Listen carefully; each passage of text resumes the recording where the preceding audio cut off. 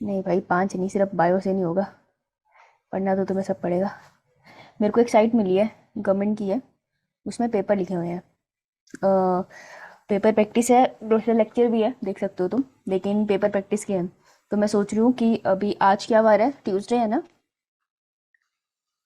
तो हमारा ठीक है मैम। जो संडे आएगा, मैं तुमको लिंक भेजूंगी। संडे को वो पेपर लगा के देखना, ठीक है? मंडे को फिर डिस्कस करेंगे, क्योंकि बिना टेस्ट करे ना पढ़ने का कोई मतलब नहीं बनता। राइट। और हाँ भाई, पेपर का टाइमिंग पता चला तुमको कब है? यस दो मैम। से पाँच 2 से 5 मैम। बीस है ना? Yes ma'am. Yes ma'am. भाई इसका क्या मतलब है कि तुम्हें दोपहर में जिंदा होना, और दोपहर में बहुत नींद आती है। तो कितने बजे उठोगे? ये बड़ी इंपॉर्टेंट बात है। कितने बजे उठोगे और कितने बजे सो रहे हो? बताओ भाई, 5, तुम गिन के 4 लोगो, जल्दी बताओ। अनीश कितने बजे सो रहा है, कितने बजे उठ रहा है? मैं सोता जल्दी हूँ ना।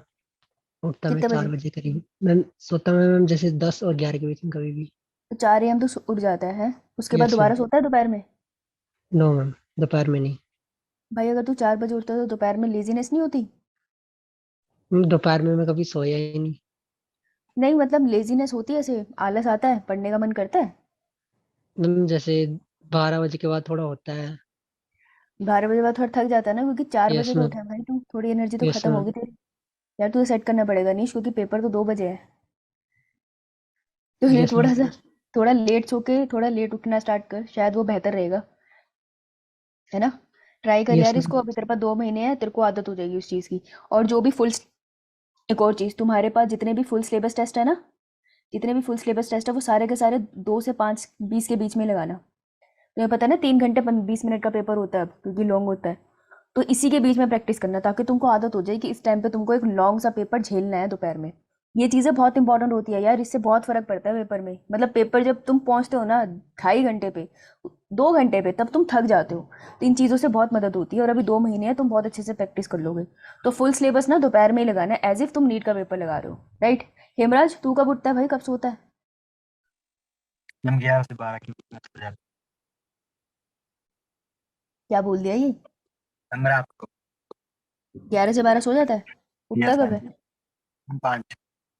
5 बजे उठ जाता है? यार तुम लोग थोड़ा थोड़ा आगे आगे शिफ्ट करो उठना और सोना भी। तुम्हारे को दिक्कत होगी। प्रतिभा? मैम 10 बजे सो जाती हूँ फिर।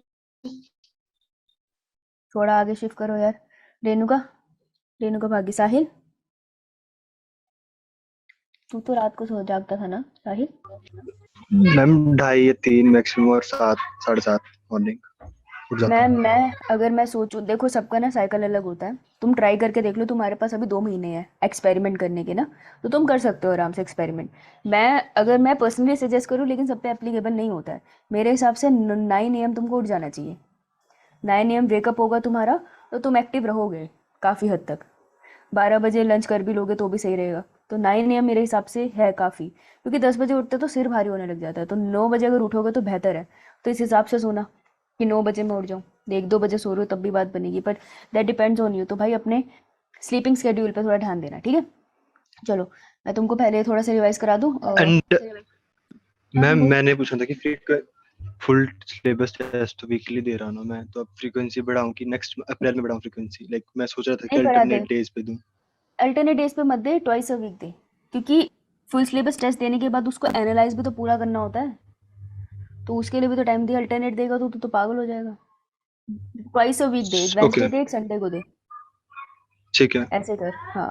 तुम लोग भी यार फुल सिलेबस अपना ना वो ले आओ, मॉक शीट समझते हो? मॉक शीट जो तुमको भरनी है एक्चुअल में पेपर में, तुमको मॉक ठीक शीट मैम। जब मैं तुमको ढूंढ के देती हूँ, किसी के पास है क्या मॉक शीट का सैंपल? Yes ma'am. मैं मुझे भेज दियो। एक काम करो साहिल, ग्रुप में भेज दियो, ड्रॉपर वाले में। ड्रॉपर में भेजियो, किसी और में मत भेजियो, बच्चे आ जाएंगे मेरे ऊपर की क्लास ले रहे हो आप, पता नहीं है उनको। उनको पता चला तो वो अपना बोर्ड खराब कर लेंगे। तो मॉक का वो भेज दियो तो ग्रुप में, ठीक है? ड्रॉपर वाले। एक काम करना, मॉक का वो पेपर निकाल लेना प्रिंट करके, ब्लैक एंड व्हाइट निकालना, कम से कम नहीं तो 20 तो निकाल के रखना। अब तुम जब फुल सिलेबस टेस्ट देते हो ना, तो क्वेश्चन पेपर बेशक तुम्हारे सामने है, लेकिन तुम आंसर अपने मॉक शीट में भरना।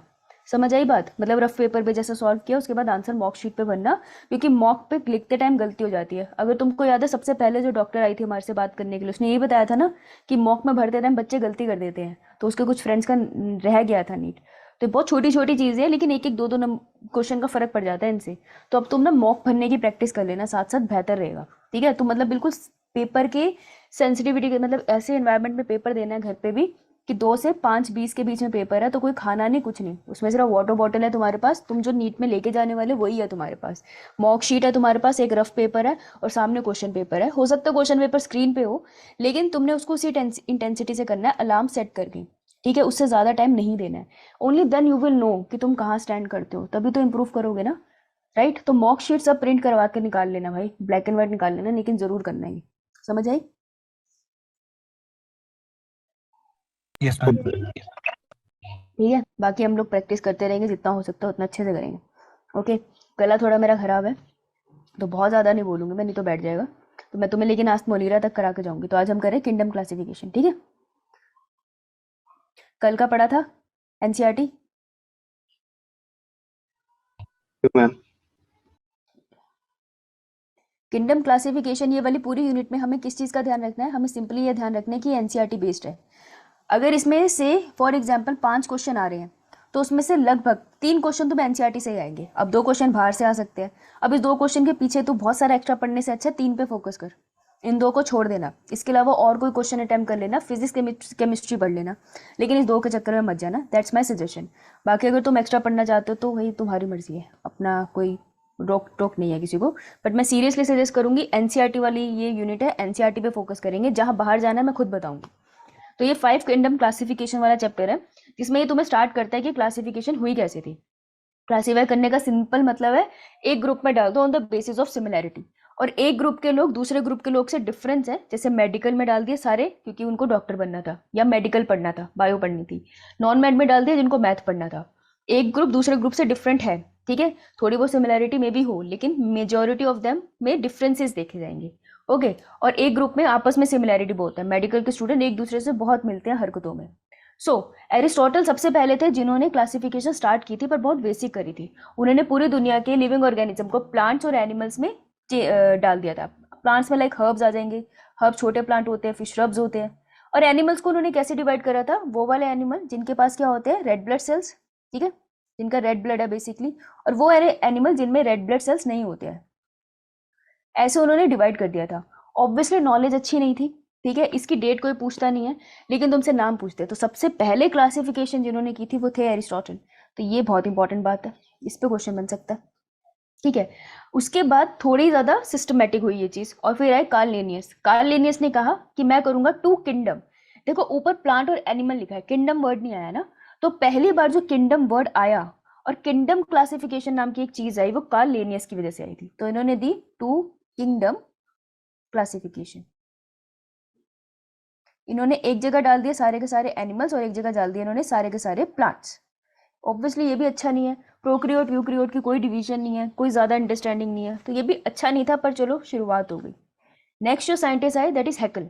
हैकल ने क्या कहा कि भाई तुमने किंगडम डाल दिए, ये सब किंगडम है, यहाँ लिख रही हूँ मैं, याद रखना कौन सा पहले आया था। उन्होंने कहा प्लांट आ चुका है, प्लांटिंग जिसे हम कहते हैं, और एनिमेलिया आ चुका है। अब मैं प्रोटिस्टा लेके आ रहा हूँ, तो प्रोटिस्टा को हैकल लेकर आए थे, ठीक है? समझ आइए बात। Aristotle, Carolus Linnaeus and then Haeckel, जो प्रोटिस्टा को इंट्रोड्यूस करा। फिर कॉपलैंड ने कहा मैं एक और लेके आऊंगा, तो कौन से वाला ग्रुप ऐड किया उन्होंने? कौन सा रह गया 5 किंगडम के अलावा? मोनेरा। हाँ, उन्होंने मोनीरा ऐड किया। कल आओ मोनीरा ले आते हैं। फिर आए हमारे आर.एच. विटेकर। अब इसके साथ डेट इंपॉर्टेंट है। इन्होंने दी थी कितने किंगडम क्लासिफिकेशन? 5 kingdom classification. ये 4 किंगडम होगी और ये 3 किंगडम होगी, ठीक है? अब 5 किंगडम क्लासिफिकेशन में इन्होंने कौन सा ग्रुप इंक्लूड किया? ये जो ऑलरेडी तो सारे आ चुके थे, कौन सा इन्होंने डाला?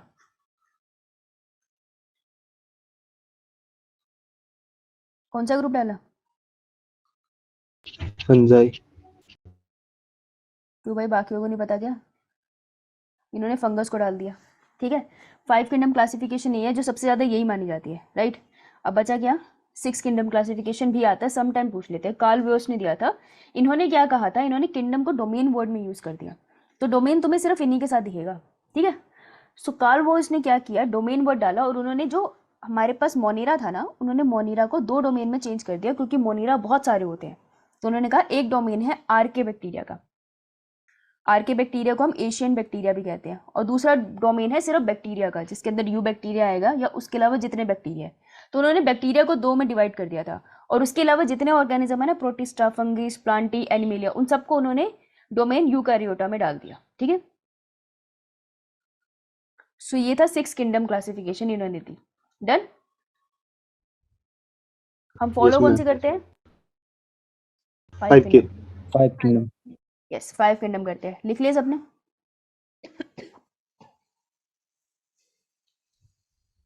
आ जाओ भाई। अब तुम्हें मोनेरा में कराऊंगी, इसलिए मैं पहले यहाँ पे डायग्राम करा देती हूँ, इजी हो जाएगा हमारे लिए फिर एनसीईआरटी पढ़ना, है ना। आओ भाई, ये है बैक्टीरिया। तुमको जब मैंने सेल पढ़ाया था, वहाँ पे मैंने तुमको कुछ स्ट्रक्चर कराए थे, जिनका नाम था सीलिया, फ्लैजिला, सुनाइए,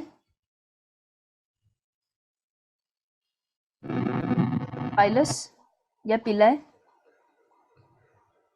फिम्ब्रिया, फिम्ब्री कहते हैं इसको। सुना है थोड़ा थोड़ा? अगर नहीं सुना है तो ये सारा पार्ट किससे रिलेट, मैं कंपैरिजन बता रही हूँ, क्वेश्चन कैसे आता है। मैं तुमको मोनेरा में पढ़ाऊंगी, ये तुमको आएगा सेल के साथ कंपेयर, तो हम एक्चुअली में हमने वहाँ पर पढ़ा ही, तो ये तुमको आएगा सेल वाले चैप्टर के, cell the structure and functional unit of life. तो आज इसको एक बार पढ़ लेना, फिर बहुत आसान हो जाएगा। मैं जब तुमको एनिमल किंगडम, जब मैं तुम्हें सेल स्टार्ट कराऊंगी ना, मैं साथ में से कंपेयर करा दूंगी, सारे क्वेश्चन वहीं खत्म हो जाएंगे शुरू होते, ठीक है। तो इसको आज एक बार पढ़ के आना, ओके। बेसिक तो मैं सर यहाँ बता दूंगी। तो ये है मोनेरा। मोनेरा बेसिकली बना किससे है? बैक्टीरिया से। सारे बैक्टीरिया इसके अंदर है, डिफरेंट टाइप ऑफ बैक्टीरिया सब इसमें आते हैं, ठीक है। हम प्लांट किंगडम क्लासिफिकेशन ही पढ़ेंगे, किंगडम मोनेरा पे हम बैठे हैं। अब ये बैक्टीरिया है, बैक्टीरिया के सबसे बाहर कौन सी लेयर होती है? अरे सो मत यार। सबसे बाहर जो उसकी लेयर होती है ना बेटा, उसको कहते हैं ग्लाइकोकाइलिक्स, ठीक है। ग्लाइकोकाइलिक्स ग्लूकोज से मिलके बहुत अच्छे से बनी होती है। ध्यान से सुनना, अगर वो हार्ड होती है तब हम कहते हैं कैप्सूल है वो। तुमने बहुत बार ये वर्ड सुना होगा शायद, अगर तुम डिफरेंट बुक्स पढ़ते हो या कोई यूट्यूब वीडियो ज़्यादा देखते हो। वो कहते हैं बैक्टीरिया के बाहर एक कैप्सूल है, और कुछ कुछ लेयर अभी बोलते हैं स्लाइम, अभी पीछे कोई बच्ची बोल रही थी ना स्लाइम लेयर, तो दोनों वर्ड सुने हैं ना। तो क्या होता है कि बैक्टीरिया के बाहर कभी कभार लेयर थोड़ी सॉफ्ट होती है, तो ग्लाइकोकाइलिस की अरेंजमेंट बेसिकली इनके बॉन्ड्स होते हैं। बायोमोलिक्यूल्स पढ़ेंगे ना, हम कार्बोहाइड्रेट में आएंगे, तब मैं तुम्हें बताऊंगी बॉन्ड्स कैसे बने। इनके बॉन्ड्स अगर वीक से बने होते हैं, बहुत पास में नहीं है, थोड़े लूज है, तो ये वाली जो आउटर लेयर है वो थोड़ी स्लाइमी सी होती है, चिकनी चिकनी सी। और अगर ये बहुत ऐसे बॉन्डेड है कस के, तो ये हार्ड लेयर है, तब हम इसको कहते हैं कैप्सूल। तो आउटर लेयर, अब ये क्वेश्चन यहाँ से बनता है कि आउटर मोस्ट लेयर कौन सी है? सेल वॉल नहीं है, आउटर मोस्ट लेयर है हमारी ग्लाइकोकाइलिक्स। किसमें? बैक्टीरिया में। And it can be hard and it can be soft. Hard है तो कैप्सूल कहेंगे, सॉफ्ट है तो स्लाइम लेयर कहेंगे। इतनी बात clear? Yes, ma'am.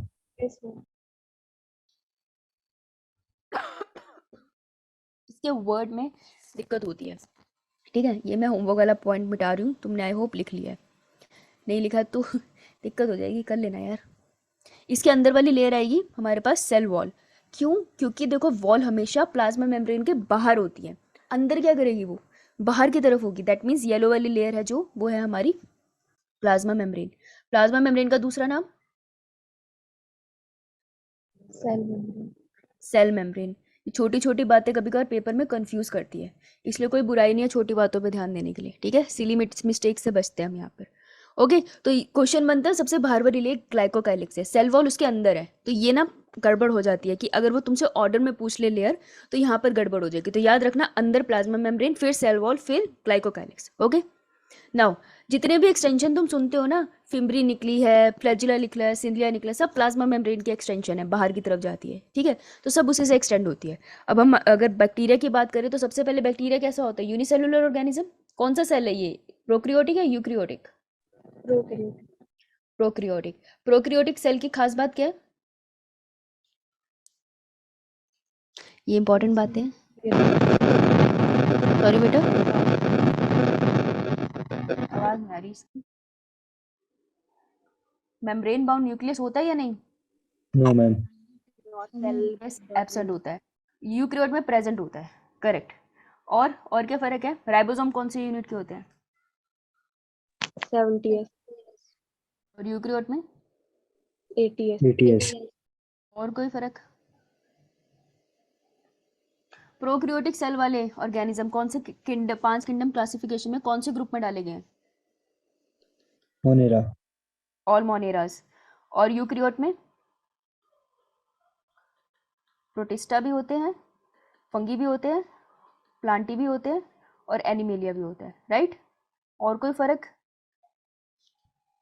Cell wall होती है प्रोकैरियोट में? no मैम, ये प्रोकैरियोट बनाया यार, ये सेल वॉल बनाई है। क्या हो गया बेटा, सो गई क्या? आवाज नहीं आ रही है मेरी सही? या तुझे शौक चढ़ा मुझे डराने का? ऐसे मत बोल, होती है, ठीक है? हम तेरी एकदम नादानी समझ के माफ कर देते तुझे।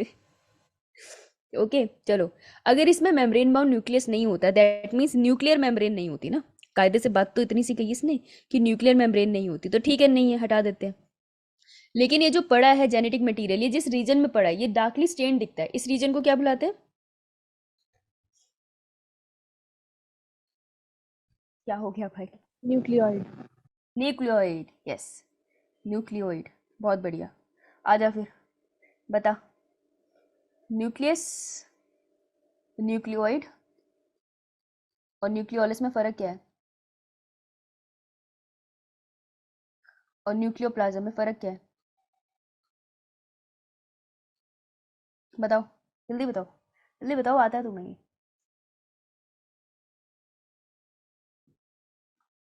न्यूक्लियस वो ऑर्गेनेल है जो डबल मेम्ब्रेन बाउंड होता है। इसके पास पोर्स होते हैं, इन पोर्स को हम क्या बुलाते हैं?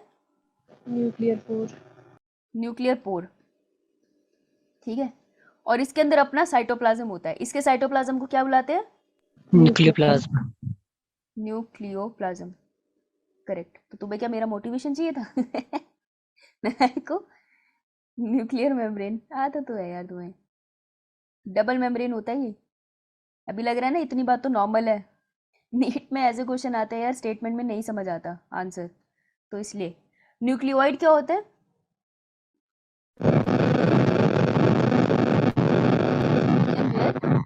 Genetic material of prokaryote is present. Nucleolus क्या होता है ये बता दो सही से, बहुत मारूंगी। न्यूक्लियोलस क्या होता है? कृतिका टाइप कर दे, कृतिका के अलावा कोई मुझे माइक ऑन करके बताओ।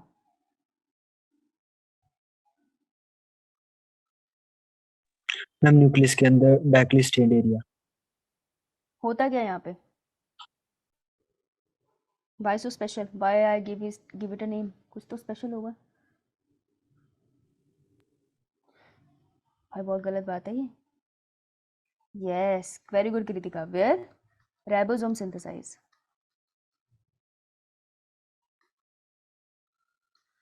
ये बहुत कंफ्यूजिंग टर्म है और क्वेश्चन आते हैं इससे, लिखो इसको, पता नहीं है तुम्हें। और न्यूक्लियोप्लाज्म बता दिया हमने, ठीक है? तो ये ज़रूरी है। इसी के साथ अब जाने से पहले मुझे एक चीज़ बताते हुए जाओ यहाँ पर, जब कर ही रहे हो तो। साइटोप्लाज्म, प्रोटोप्लाज्म, क्योंकि अभी आएगा एनसीईआरटी में, एंड न्यूक्लियोप्लाज्म में फ़र्क क्या है?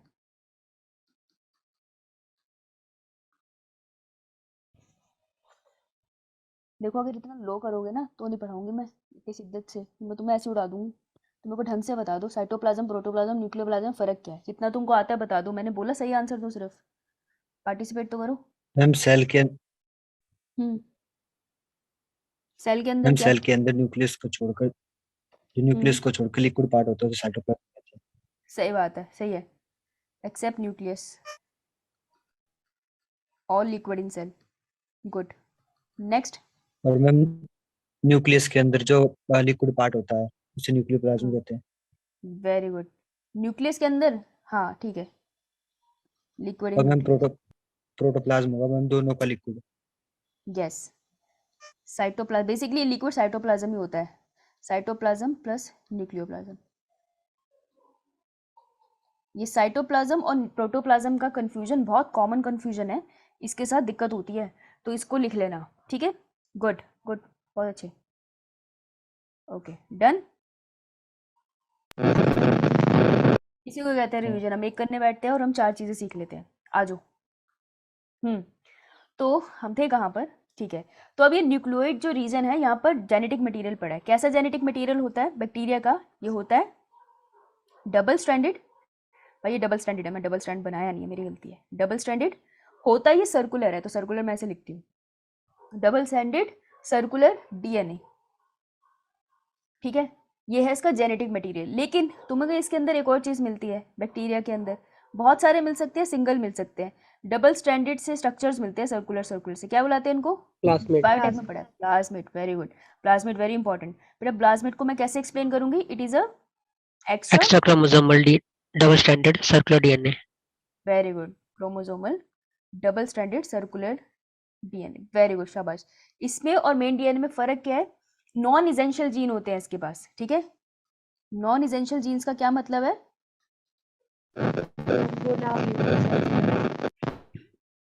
तेरी आवाज सही नहीं आ रही, आई थिंक सही बोल रही है कि ये वो जीन्स है कि अगर मैं प्लाज्मिड सारे निकाल दूं ना बैक्टीरिया से, बैक्टीरिया फिर भी सर्वाइव कर जाएगा, सर्वाइवल में प्रॉब्लम नहीं होगी उसको। ये उसको एक्स्ट्रा फीचर देती है, जैसे कि एंटीबायोटिक रेजिस्टेंस प्लाज्मिड दे देता है उसको, ठीक है।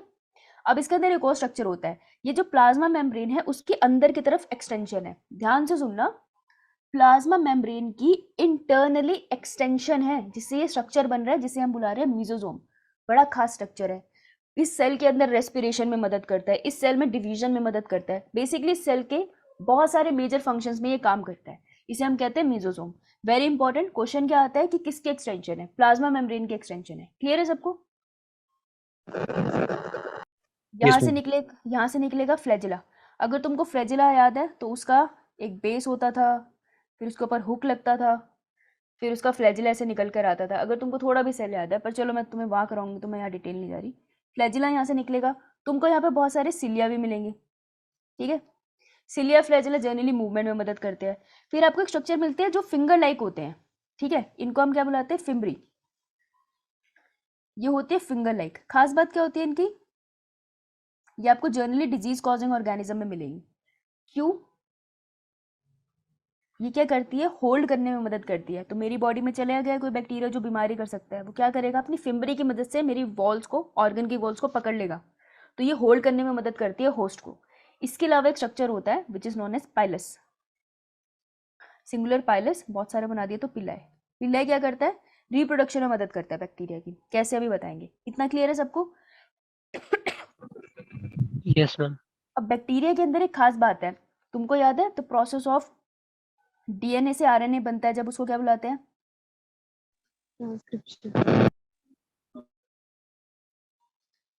और बेटा एमआरएनए से प्रोटीन बनेगा तो क्या बुलाऊंगी? ट्रांसलेशन। मैं ह्यूमन हूँ? अरे मैं ह्यूमन हूँ, जवाब नहीं देना इसका, मुझे पता है। मुझे बता, अगर डीएनए से एमआरएनए बनेगा, क्या उसी टाइम पे प्रोटीन बनना स्टार्ट हो जाएगा उस एमआरएनए से, कि कुछ बीच में प्रोसेस होता है? सोचो सोचो, कंबाइन करो। हम प्रोकैरियोट्स में। मैं भाई क्या हूँ? प्रोकैरियोटिक सेल से बनी हूँ बावले, मैं अपनी No, बात। ma'am. फिर पता, एमआरएनए बन गया, अब उससे सीधा प्रोटीन बनने लग जाएगा।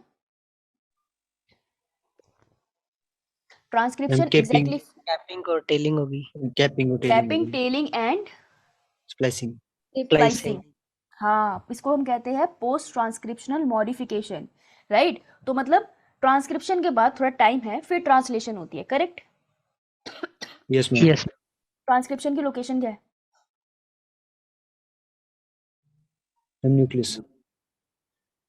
और ट्रांसलेशन की? साइटोप्लाज्म। Ma'am nucleoplasm. ट्रांसलेशन बेटा बाहर होती है, राइबोसोम बाहर आते हैं, बाहर पकड़ते हैं उसको, ठीक है। Yes, तो ma'am. मेरे में तो ये केस है, एक एमआरएनए के ऊपर एक मुझे राइबोसोम लगा दिखेगा, क्योंकि ट्रांसलेशन के लिए मुझे राइबोसोम चाहिए। याद है ना, छोटे यूनिट बड़ी यूनिट आते हैं, बीच में एमआरएनए का स्टैंड होता है, ऐसे कर लेते हैं, होता है ना। Yes, अब ये ma'am. राइबोसोम बैक्टीरिया के केस में नहीं होता। उसमें क्या होता है? यहाँ से ट्रांसक्रिप्शन हुई, ये देखना, ये नीचे ट्रांसक्रिप्शन बन रही है, एमआरएनए बन रहा है। कैपिंग टेलिंग नहीं करनी इसने, जैसे एमआरएनए बन रहे हैं ना, जैसे एमआरएनए बन रहा है, इसके आसपास राइबोसोम आके लगने लग जाएंगे, यहाँ से प्रोटीन बनाना भी स्टार्ट कर देंगे। समझ रहे हो तुम? तो ट्रांसक्रिप्शन एंड ट्रांसलेशन एक साथ स्टार्ट हो जाते हैं in the case of prokaryotes, क्योंकि ये तो मैंने यूकैरियोट में लिखवाया है। अच्छा, ये यूकैरियोट में लिखा है, तो ये जो ऊपर मैंने लिखा है ये दिया किसने था प्रोसेस? इसे क्रिक बुलाते क्या है? बुलाते क्या है इसको? क्रिक ने, सेंट्रल डोग्मा क्रिक ने दिया था। 100 होगा। भाई शाबाश शाबाश शाबाश, बहुत बढ़िया। और डीएनए से डीएनए बने तो क्या बोलते हैं? Replication. Application. DNA replication, good, शाबाश यार तुम्हें। देखो तो इसमें क्या होता है, ये दिखा, मैं तुम्हें एमआरएनए बना देती हूँ यहाँ पे। ये एमआरएनए बना दिया मैंने, लिख देती हूँ यहाँ पे एमआरएनए। एमआरएनए के ऊपर तुमको एक साथ बहुत सारे राइबोसोम लगते हैं भाई, इनको बहुत जल्दी होती है, इनकी मशीनरी इतनी फास्ट नहीं है ना, और बहुत जल्दी ये रेप्लिकेट भी करता है बैक्टीरिया। तो बहुत सारे राइबोसोम जब तुमको एमआरएनए के ऊपर लगे दिखे, ये सब के सब राइबोसोम है, तो इस पूरे स्ट्रक्चर को एक साथ हम क्या बुलाते हैं? दिस इज नॉन एज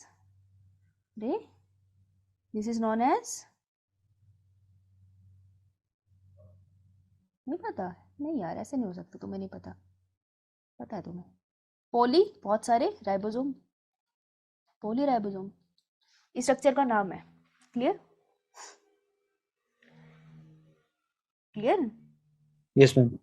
मैं मानूंगी नहीं, तुम्हें नहीं पता, मुझे लगता है तुम्हें पता है। बोला करो बस। चलो आगे चलो, अब हो गया सबका, लिख लिया सबने? चलो, मैं उम्मीद करती हूँ लिख लिया सबने, इतना भी हो गया, ये भी हो गया। आ जाओ, तो कुछ इंपॉर्टेंट पॉइंट्स है जो मैंने यहाँ जल्दी जल्दी में लिख दिए थे, जस्ट इन केस हम भूल ना जाए, मुझे डर था कि मैं भूल जाऊंगी पढ़ाते पढ़ाते। तो ये इंपॉर्टेंट है, इसका स्क्रीनशॉट ले लेंगे, ठीक है। Double stranded DNA without histone, आप, अरे हाँ देख, हिस्टोन नहीं बताया ना मैंने, भूली मैं। तो आपको क्या मिलेगा बैक्टीरिया के अंदर? बेटे बैक्टीरिया के अंदर वो बता रहे हैं कि आपको डबल स्ट्रैंडेड डीएनए मिलता है विदाउट हिस्टोन। हमारे केस में हिस्टोन प्रोटीन मिलता है ना, जो डीएनए उसके आसपास राउंड करता है, राइट। लेकिन बैक्टीरिया के केस में नहीं मिलता बेटा। जो हिस्टोन होता है वो किस लिए चार्ज होता है? Positively negatively? Ma'am positively. Positively. और डीएनए कैसे चार्ज होता है? पॉजिटिव या negative? Negative. DNA negatively charge क्यों है? क्या है उसके पास ऐसा? Ma'am phosphate group. हाँ, डीएनए के पास किस किस से मिलके बना है डीएनए? पेंटोज शुगर, यहाँ पे नाइट्रोजनस बेस होता है, यस। और यहाँ पे कार्बन नंबर 5 में मिलेगा आपको फॉस्फेट ग्रुप। इस फॉस्फेट ग्रुप की वजह से नेगेटिविटी आती है, ठीक है। तो डीएनए नेगेटिव है, हिस्टोन पॉजिटिव है। हिस्टोन पॉजिटिव क्यों है? कौन से दो अमीनो एसिड हिस्टोन को पॉजिटिव बनाते हैं? Arginine and lysine. Yes, arginine and lysine की वजह से। जिसको नहीं पता लिख लो, ये नीट का क्वेश्चन है, आर्जिनिन एंड लाइसिन। शाबाश, वेरी गुड। याद है तुम्हें 12th? नाइस, 12th तुमको ज़्यादा फ्रेश है। चलो बहुत बढ़िया। प्लाज्मिड कैसा होता है? प्लाज्मिड है डबल स्ट्रैंडेड सर्कुलर, ये सिंबल सर्कुलर का है, इन केस कोई सोचे क्या लिख दिया। सर्कुलर डीएनए एक्स्ट्रा क्रोमोसोमल होता है और इसके पास नॉन एसेंशियल जीन है, मतलब बैक्टीरिया इसके बिना सर्वाइव कर देगा। तुम्हें क्वेश्चन पूछेंगे स्टेटमेंट में कि कोई बैक्टीरिया का है, उसका प्लाज्मिड निकाल दिया, तो अब वो सर्वाइव नहीं कर पाएगा। ऐसा नहीं है, धोखा होगा ये तुम्हारे साथ, ठीक है। तीसरा स्ट्रक्चर, हाँ ये भूल गई मैं, क्रोमेटोफोर। क्रोमेटोफोर क्या होता है? कुछ बैक्टीरिया है जो क्या कर सकते हैं? फोटोसिंथेसिस कर सकते हैं, सब नहीं कर सकते। तो क्रोमेटोफोर क्या होते हैं? ये वो स्ट्रक्चर होते हैं, बेसिकली प्लाज्मा मेम्ब्रेन की मॉडिफिकेशन है। या बना देती हूँ, हरे रंग से बना रही हूँ, ये देखो, ये प्लाज्मा मेम्ब्रेन की मॉडिफिकेशन है, इसको हम बुलाते हैं क्रोमेटोफोर। और ये क्या स्टोर करते हैं अपने अंदर जिसकी वजह से फोटोसिंथेसिस हो? इनके अंदर होता है क्लोरोफिल, जनरली ये होता है, जस्ट लाइक प्लांट्स, ओके। तो chromatophores are the structure which store chlorophyll and helps in photosynthesis. Clear?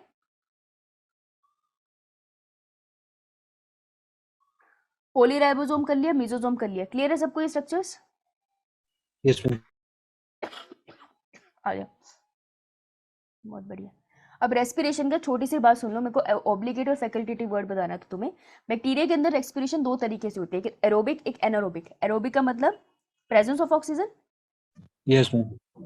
और एनारोबिक का मतलब ए मतलब हमेशा एब्सेंट होता है, तो एब्सेंस ऑफ ऑक्सीजन, ठीक है। अब ये दो तरीके की हो सकती है, कोई भी बैक्टीरिया ऑब्लिगेट एरोब हो सकता है या फैकल्टेटिव एरोब हो सकता है। ऑब्लिगेट का क्या मतलब होता है इंग्लिश में?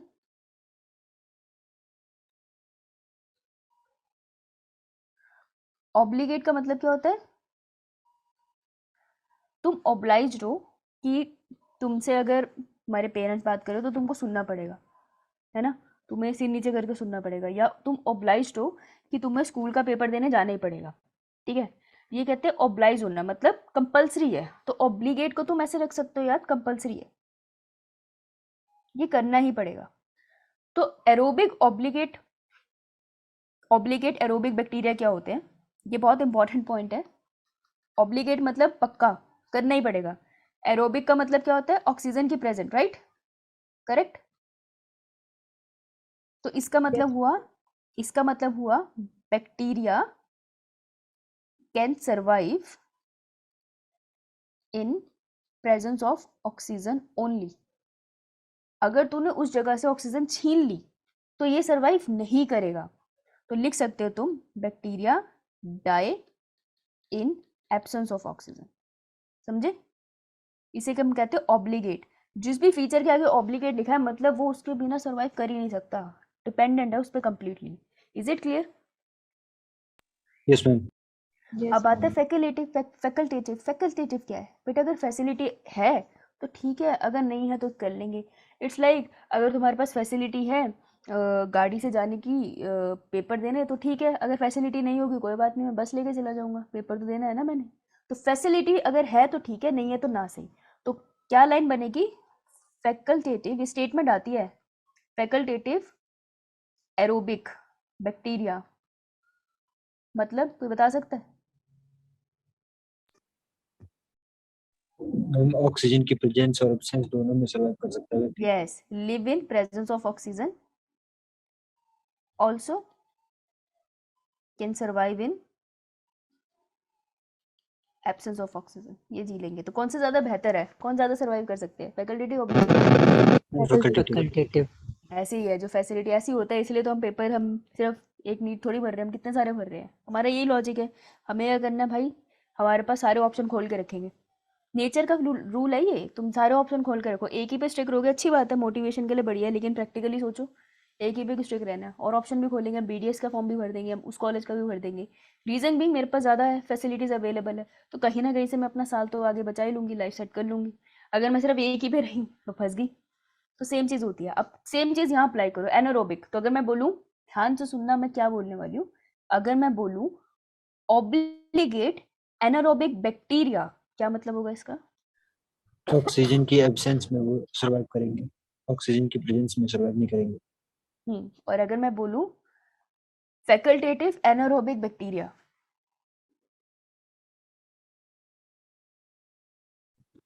ऑक्सीजन की एब्सेंस और प्रेजेंस दोनों में सर्वाइव करेंगे। हाँ, बेसिकली ऑलमोस्ट फैकल्टेटिव एनारोबिक और एरोबिक एक तरह से एक जैसे काम करेंगे।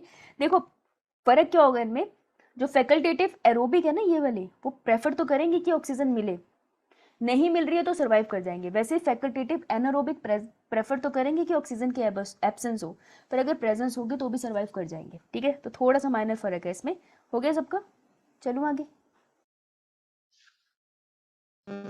Yes ma'am. थोड़ा सा स्टार्टिंग में चैप्टर लंबा है, उसके बाद इजी हो जाएगा ये, मतलब इतना नहीं है। जब तुम बाद में खुद पढ़ोगे तो तुमको लगेगा तो छोटा सा ही था। न्यूट्रिशन, खाना कैसे खाते हैं? ऑटोट्रॉफ्स खुद खाना बनाते हैं, हेट्रोट्रॉफ्स बाहर से खाना लेते हैं। ठीक है, खाना खाना इज अ डिफरेंट थिंग, वो कहते हैं इंजेशन करना। पकाने की बात हो रही है, पकाना मतलब बिल्कुल स्क्रैच से, तो हम हेट्रोट्रॉफ्स है, हम मार्केट से सब्जी लाके घर पे पकाते हैं ना। सब्जी मैंने थोड़ी बनाई, सब्जी तो खुद प्लांट्स ने बनाई ना। तो हेट्रोट्रॉफ्स है हम, ऑटोट्रॉफ्स खुद खाना बनाते हैं। ऑटोट्रॉफ दो टाइप के होते हैं, एक होते हैं फोटोसिंथेटिक और एक होते हैं कीमोसिंथेटिक। फोटोसिंथेटिक का मतलब है कि वो सनलाइट से एनर्जी लेंगे और खाना बनाएंगे, है ना। जैसे कि प्लांट में तुम देखते हो ना, CO2 प्लस ऑक्सीजन। पागल हो गई मैं, ये रब्बा। वाटर इक्वल्स टू, हमारे पास ग्लूकोज आ गया, है ना, बाय प्रोडक्ट ऑक्सीजन निकल गया। तो ये प्रोसेस किस एनर्जी कहाँ से मिली थी? सनलाइट से।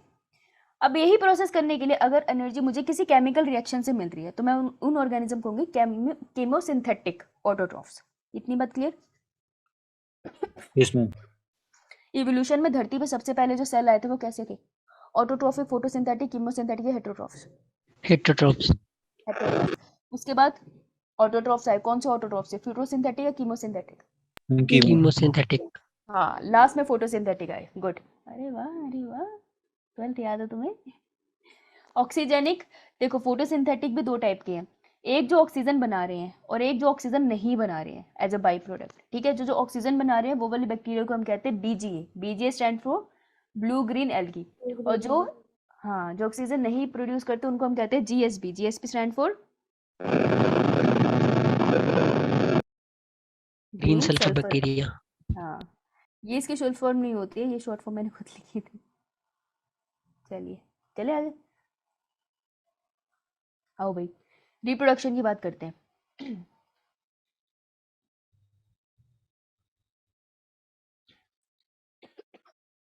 हेटरोट्रॉफ में एक और चीज बता देती हूँ, एक मोड ऑफ न्यूट्रिशन होता है होलोजोइक। होलोजोइक का क्या मतलब होता है? आप ऑर्गेनिज्म को पूरा खा रहे हो, जैसे मैंने बर्गर पूरा खा लिया, बाहर से पूरा पीस ले लिया, तो मैं ऑर्गेनिज्म को पूरा खा रही हूँ या उसके पार्ट्स को पूरा खा रही हूँ, that is holozoic mode of nutrition. समझ आई?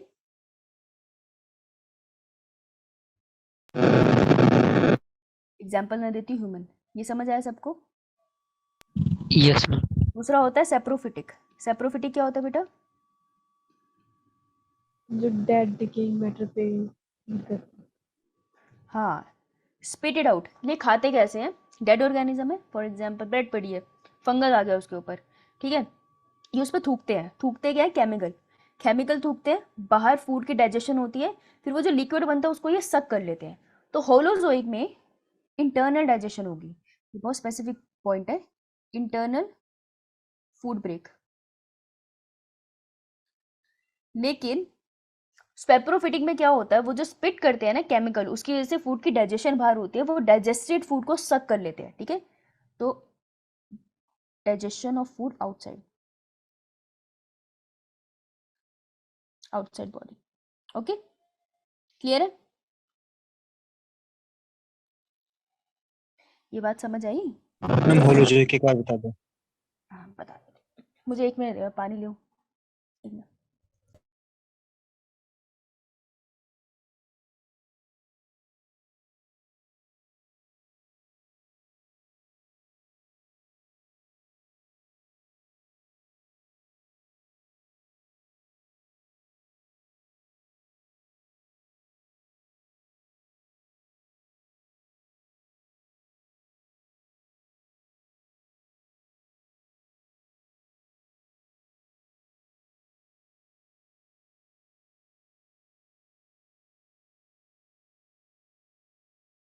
हेलो, आओ। तेरे को डाइजेशन एंड अब्जॉर्प्शन वाले चैप्टर याद है, पढ़ा था जब? Yes sir. अच्छा, वही तेरे को याद नहीं है जो डाउट पूछ रहा था? Yes ma'am. जब खाना लेते हैं पहला स्टेप क्या होता है? क्या होता है? अबे बर्गर खाया था ना हमने, सबसे पहले उसको बाइट किया, तो उस प्रोसेस को क्या कहते हैं बायोलॉजी में? क्या बात हो गई यार, इतने सुस्त होकर मत पढ़ो, मेरे को मजा नहीं आ रहा है इसे। क्या बोलते हैं उसे?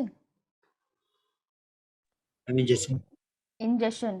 पहली बार खाया, इंजेक्शन नहीं, इंजेक्शन, ठीक है। जब जैसे तूने बाइट ली फूड की तो इंजेक्शन तुम्हारे पेट में चला गया, स्टमक से स्मॉल इंटेस्टाइन में चला गया, वहां पे उनकी डाइजेशन स्टार्ट होगी, राइट, केमिकली ब्रेक डाउन करने लग गए, फिजिकल और केमिकल, उसको कहते हैं डाइजेशन। फिर क्या होता है? फिर वो बॉडी में एब्जॉर्ब होता है, स्मॉल इंटेस्टाइन से पूरी बॉडी में जाता है, एब्जॉर्प्शन। फिर आता है assimilation. Biological process actually assimilation में आता है। एसिमिलेशन मतलब जो सेल्स होते हैं ब्लड से वो खाना लेते हैं और अपनी एनर्जी बनाते हैं, यही होता है ना, cell take food from blood, correct? Yes ma'am. पता है ना, लास्ट में जो बचा कुचा है वो बाहर निकल जाएगा, दैट इज एलिमिनेशन। एलिमिनेशन। बेटा इसको कहते हैं होलोजोइक न्यूट्रिशन, जब ये सारे स्टेप फॉलो हो रहे हैं, ठीक है। Yes ma'am. ठीक है, सेप्रोफिटिक क्या होगा? सेप्रोफिटिक इज लाइक ब्रेड है, उस पर फंगस आकर लगी, उसकी हाइफी तो होती है, उसके पास होता क्या है, ठीक है। जब वो उसके ऊपर आकर लगी, उसने क्या किया? उसने सिंपली कुछ नहीं किया, उसने केमिकल डाल दिए बाहर की तरफ ब्रेड के ऊपर। हमें नहीं दिखते इतने ब्रीफली, लेकिन डालती है वो केमिकल। तो ब्रेड को उसने क्या किया? पिघला सा दिया, जिस एरिया से उसने ब्रेड को पिघला दिया ऐसे यहाँ से, इसको अब वो क्या कर लेगी? सक कर लेगी, हाइफी उसके साथ अटैच होकर उसको सक कर लेते हैं। ओके, तो ऐसे ब्रेड खराब सी होनी स्टार्ट हो जाएगी तुम्हारी। तो जब उसने, mostly saprophytic mode of nutrition होता है डेड के ऊपर, ऑन डेड, और इसमें क्या होती है? स्पिट ऑफ एंजाइम, एंजाइम को स्पिट करता है एक ऑर्गेनिज्म, और क्या करता है? सक कर लेता है, सक डाइजेस्टेड फूड। ओके, क्योंकि डाइजेशन उसने केमिकली ब्रेकडाउन बाहर कर दिया, लेकिन तूने अपनी बॉडी में अंदर करा था। This is the difference between holozoic nutrition and saprophytic nutrition. Clear? Yes ma'am. बहुत बढ़िया। हाँ अनीश, दूसरों के लिए भी यूज कर जाते हैं। बोला तो मैंने, फंगस बोला ना, प्लांट थोड़ी है फंगस, बिल्कुल दूसरों में आता है। होलोजिक मोड ऑफ न्यूट्रिशन, अरे आंट भी तो करती है यार अपने खाने को बाहर, आंट करी सॉरी, स्पाइडर यार, वो भी तो अपने खाने को बाहर पका लेती है पूरा, उसको थूक थूक के बावला कर देती है। That is also saprophytic. Okay चलो, done with this one. Reproduction सुन लो, उसके बाद एनसीईआरटी स्टार्ट। रिप्रोडक्शन, हम बैक्टीरिया की बात कर रहे हैं, अभी भी किंगडम मोनिरा चल रहा है। रिप्रोडक्शन में वो 3 तरीके से आराम से रिप्रोड्यूस होता है। पहला बाइनरी फिजन। बाइनरी फिजन क्या होता है? बैक्टीरिया है, ये उसका जेनेटिक मटेरियल है। पहले बैक्टीरिया क्या करेगा, सबसे पहले क्या करेगा, अपने जेनेटिक मटेरियल को डबल करेगा क्योंकि दोनों को चाहिए। उसके बाद वो क्या करेगा, डिवाइड हो जाएगा डॉटर सेल्स में, और दोनों के पास जेनेटिक मटेरियल होगा, राइट। इसको हम कहते हैं बाइनरी फिजन। हमें आई थिंक बहुत अच्छे से पता है। क्लियर है इतना सबको? Yes, ma'am. बेटा नेक्स्ट आता है एंडोस्पर्म फॉर्मेशन। एंडो मतलब Inside. इनसाइड।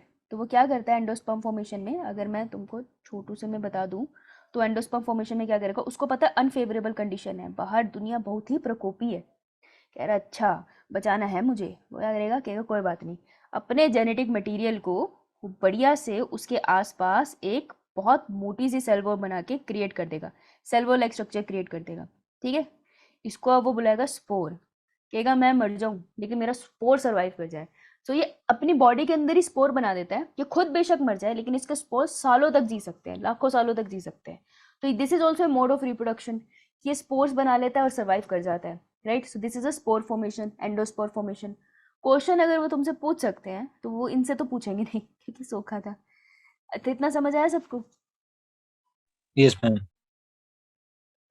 क्वेश्चन वो तुमसे पूछेंगे जेनेटिक रिकॉम्बिनेशन। जेनेटिक रिकॉम्बिनेशन मतलब है जेनेटिक मटेरियल का मिक्सिंग होना। अगर तुमको याद है सेल साइकिल सेल डिवीजन में रिकॉम्बिनेशन हमने पढ़ा था, उतना कॉम्प्लिकेटेड नहीं है लेकिन सिंपल है यहाँ पे। तो जेनेटिक रिकॉम्बिनेशन 3 टाइप की है, ये थोड़ा आउट ऑफ सिलेबस जाता है लेकिन ये पूछा जा सकता है।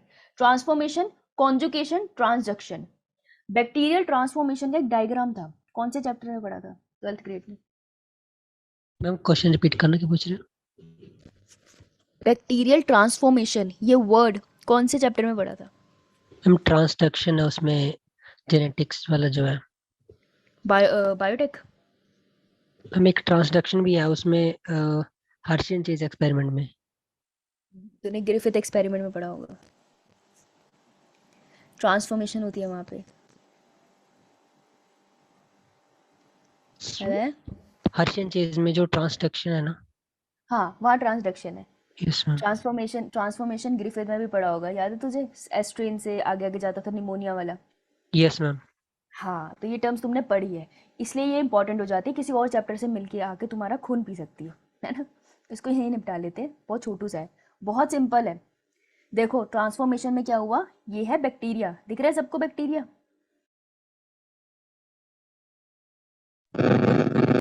बेटा ये ए बैक्टीरिया है, ये बैक्टीरिया के अंदर ये जो येलो सा पड़ा है ये इसका है जेनेटिक मटेरियल, ठीक है।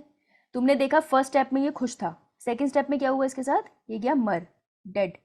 जब बैक्टीरिया मरता है ना तो उसके अंदर से उसका जेनेटिक मटेरियल बाहर मीडियम में स्प्रेड हो जाता है, ठीक है।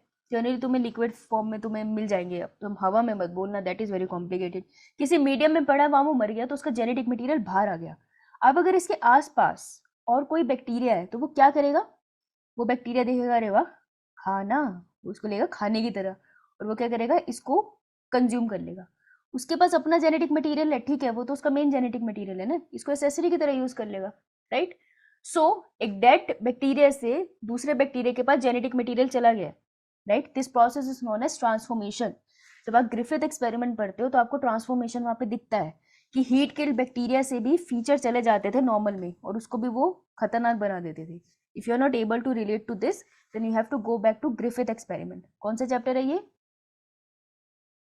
Molecular basis inheritance. हाँ ट्रांसफॉर्मिंग प्रिंसिपल कहता है ये, राइट। तो ट्रांसफॉर्मिंग प्रिंसिपल एक बार देख लेना, इसी बहाने तुम्हें याद आ जाएगा। तो ट्रांसफॉर्मेशन समझ आ गई सबको, डेड ऑर्गेनिज्म से बैक्टीरिया से नॉर्मल वाले बैक्टीरिया ने डीएनए ले लिया, क्लियर है?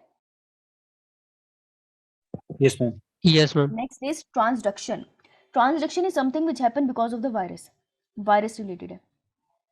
ट्रांसडक्शन में क्या होता है, एक वायरस है, ये आया, बैक्टीरिया पे बैठा, बैक्टीरिया पे बैठ के वायरस ने अपना जेनेटिक मटेरियल अंदर दे दिया, तो ये जेनेटिक मटेरियल है ऑफ वायरस। वायरस जब अपना जेनेटिक मटेरियल बैक्टीरिया को देता है ना, तो उसके जेनेटिक मटेरियल को क्या सिग्नल देता है वो कि उसके साथ क्या हो,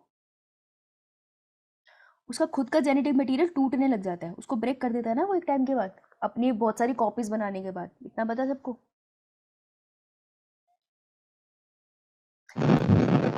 लाइक अबे मैं भोला भाला सेल हूँ, एक बैक्टीरिया वायरस आया, जो वायरस बैक्टीरिया को इन्फेक्ट करते हैं उन वायरस को क्या बुलाते हैं? Bacteria bacteriophage. बैक्टीरियोफेज। ठीक है, भोला भाला बैक्टीरिया बैठा था, एक वायरस आया, अपना जेनेटिक मटेरियल मेरी बॉडी में डाल दिया। पहले तो वो मेरे डीएनए को यूटिलाइज करेगा और उसको बोलेगा बहुत सारे वायरस अंदर बना ले, बहुत सारे वायरस बन गए। अब वो तोड़ देगा मेरे जेनेटिक मटेरियल को, मेरे जेनेटिक मटेरियल को टुकड़े कर देगा, और उसके बाद वो क्या करेगा, पूरी मेरी बॉडी को ऐसे डिस्ट्रॉय कर देगा और सारे वायरस बाहर रिलीज कर देगा।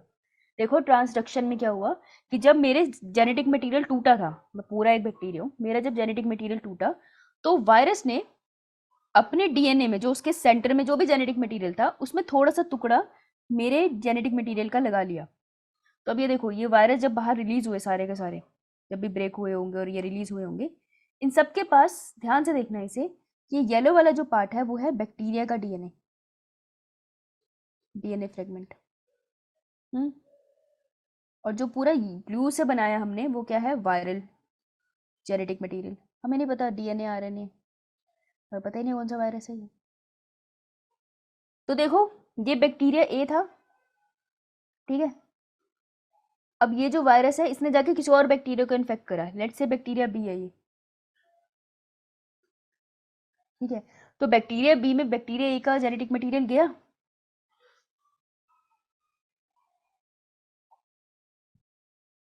देख के बताओ यार, चीटिंग करके बताओ, खुद से थोड़ी बताना।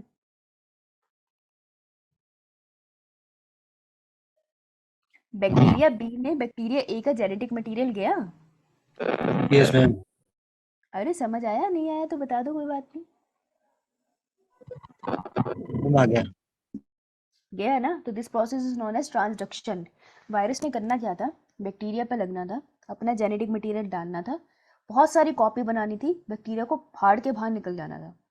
लेकिन इस प्रोसेस में गलती से बैक्टीरिया के डीएनए का थोड़ा सा फ्रेगमेंट वो अपने डीएनए में भी अटैच कर लेता है। अब वो जिस भी बैक्टीरिया पे जाएगा, ये दूसरे बैक्टीरिया का मटेरियल भी तो लेके जा रहा है ना। So this is known as transduction, कि एक बैक्टीरिया से दूसरे बैक्टीरिया में जेनेटिक मटेरियल चला गया। हम पढ़ क्या रहे हैं, हम पढ़ रहे हैं रिप्रोडक्शन। तो रिप्रोडक्शन का मतलब ये है ना कि नेक्स्ट प्रोजेनी के पास जेनेटिक मटेरियल चला जाए। तो एक बैक्टीरिया से दूसरे बैक्टीरिया के पास चला गया ना genetic material, this is considered as reproduction. इनमें इसको भी रिप्रोडक्शन कहते हैं। समझ आइए बात? देख रहे हो कितने बार यस नहीं, मैम।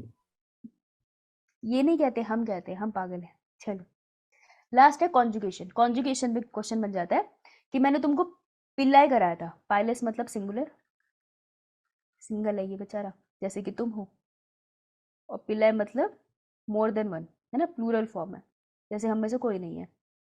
तो ये एक बैक्टीरिया, जो बैक्टीरिया अपना जेनेटिक मटेरियल, और जनरली ये एफ प्लाज्मिड देते हैं, तो ये प्लाज्मिड देते हैं, ये मेन जेनेटिक मटेरियल नहीं देते, बावले थोड़ी है। बैक्टीरिया कैसे जिएगा बिना इसेंशियल जीन्स के? तो ये अपना प्लाज्मिड इधर उधर दे देते हैं, एक दूसरे को बांट लेते हैं एक दूसरे से खुशियाँ।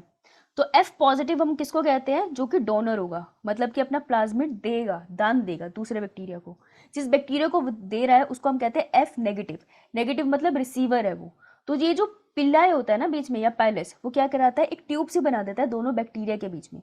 This is bacteria 1, this is bacteria 2। तो इन दोनों के बीच में ट्यूब बना देता है, और इस ट्यूब को कहते हैं हम कॉन्जुगेशन ट्यूब, ठीक है। तो जो कॉन्जुगेशन ट्यूब होती है, इसकी मदद से जो एफ प्लाज्मिड होता है, F stand for fertility, there something which is related to fertility. तुम्हें डिटेल में नहीं जानना, तुमको इतना याद रखना है कि डोनर एफ पॉजिटिव है, रिसीवर एक्स नेगेटिव है, क्योंकि जो पॉजिटिव इंसान है वो तो डोनेशन करेगा, और नेगेटिव इंसान डोनेशन ले ऐसा जरूरी नहीं है, लेकिन पॉजिटिव वाला डोनेशन करेगा। तो एफ पॉजिटिव ने अपना प्लाज्मिड दूसरे बैक्टीरिया को दे दिया, जेनेटिक मटेरियल इधर उधर गया ना, दैट इज रिप्रोडक्शन। और जिसके थ्रू गया वो एक ट्यूब थी, उस ट्यूब को कॉन्जुगेशन ट्यूब कहते हैं, इसलिए इस प्रोसेस को कॉन्जुगेशन कहते हैं। Okay, clear? Yes ma'am. Question आते हैं, क्वेश्चन पता है, ये पॉजिटिव और नेगेटिव के बीच में पूछ लेते हैं, डोनर कौन है, रिसीवर कौन है। ट्रांसमिट क्या हो रहा है, जेनेटिक मटेरियल प्लाज्मिड, प्लाज्मिड हो रहा है। और ये कॉन्जुगेशन ट्यूब किसने बनाई थी, पाइलस ने बनाई थी, या पिल्ला, दोनों में से कुछ भी हो सकता है। Okay, yes ma'am. करें एनसीईआरटी फिर, रेडी? Yes ma'am. बहुत बढ़िया, आ जाओ। तो बायोलॉजिकल क्लासिफिकेशन का चैप्टर है ये, और अब हम पूरा बेसिक आ चुके हैं। अब तुमको चैप्टर में कुछ भी नहीं मिलेगा, लिटरली सब करा चुके हैं। Since the dawn of civilization there have been many attempts to classify living organism. जब से सिविलाइजेशन हुई है, लोगों ने ढंग से रहना स्टार्ट किया है, वो क्लासिफाई करना चाहते हैं ऑर्गेनिज्म को, कोशिश लगे हैं। It was done instinctively, not using criteria that were scientific but born out of a need of use organisms for our own use for food, shelter and clothing. पहले वो कैसे क्लासीफाई करते थे? कोई साइंटिफिक नॉलेज नहीं थी, वो ऐसे करते थे कौन से मेरे यूज का है, कौन से मेरे यूज का नहीं है। जो यूज का नहीं है वो पॉइजनस है, जो यूज का है वो बढ़िया है।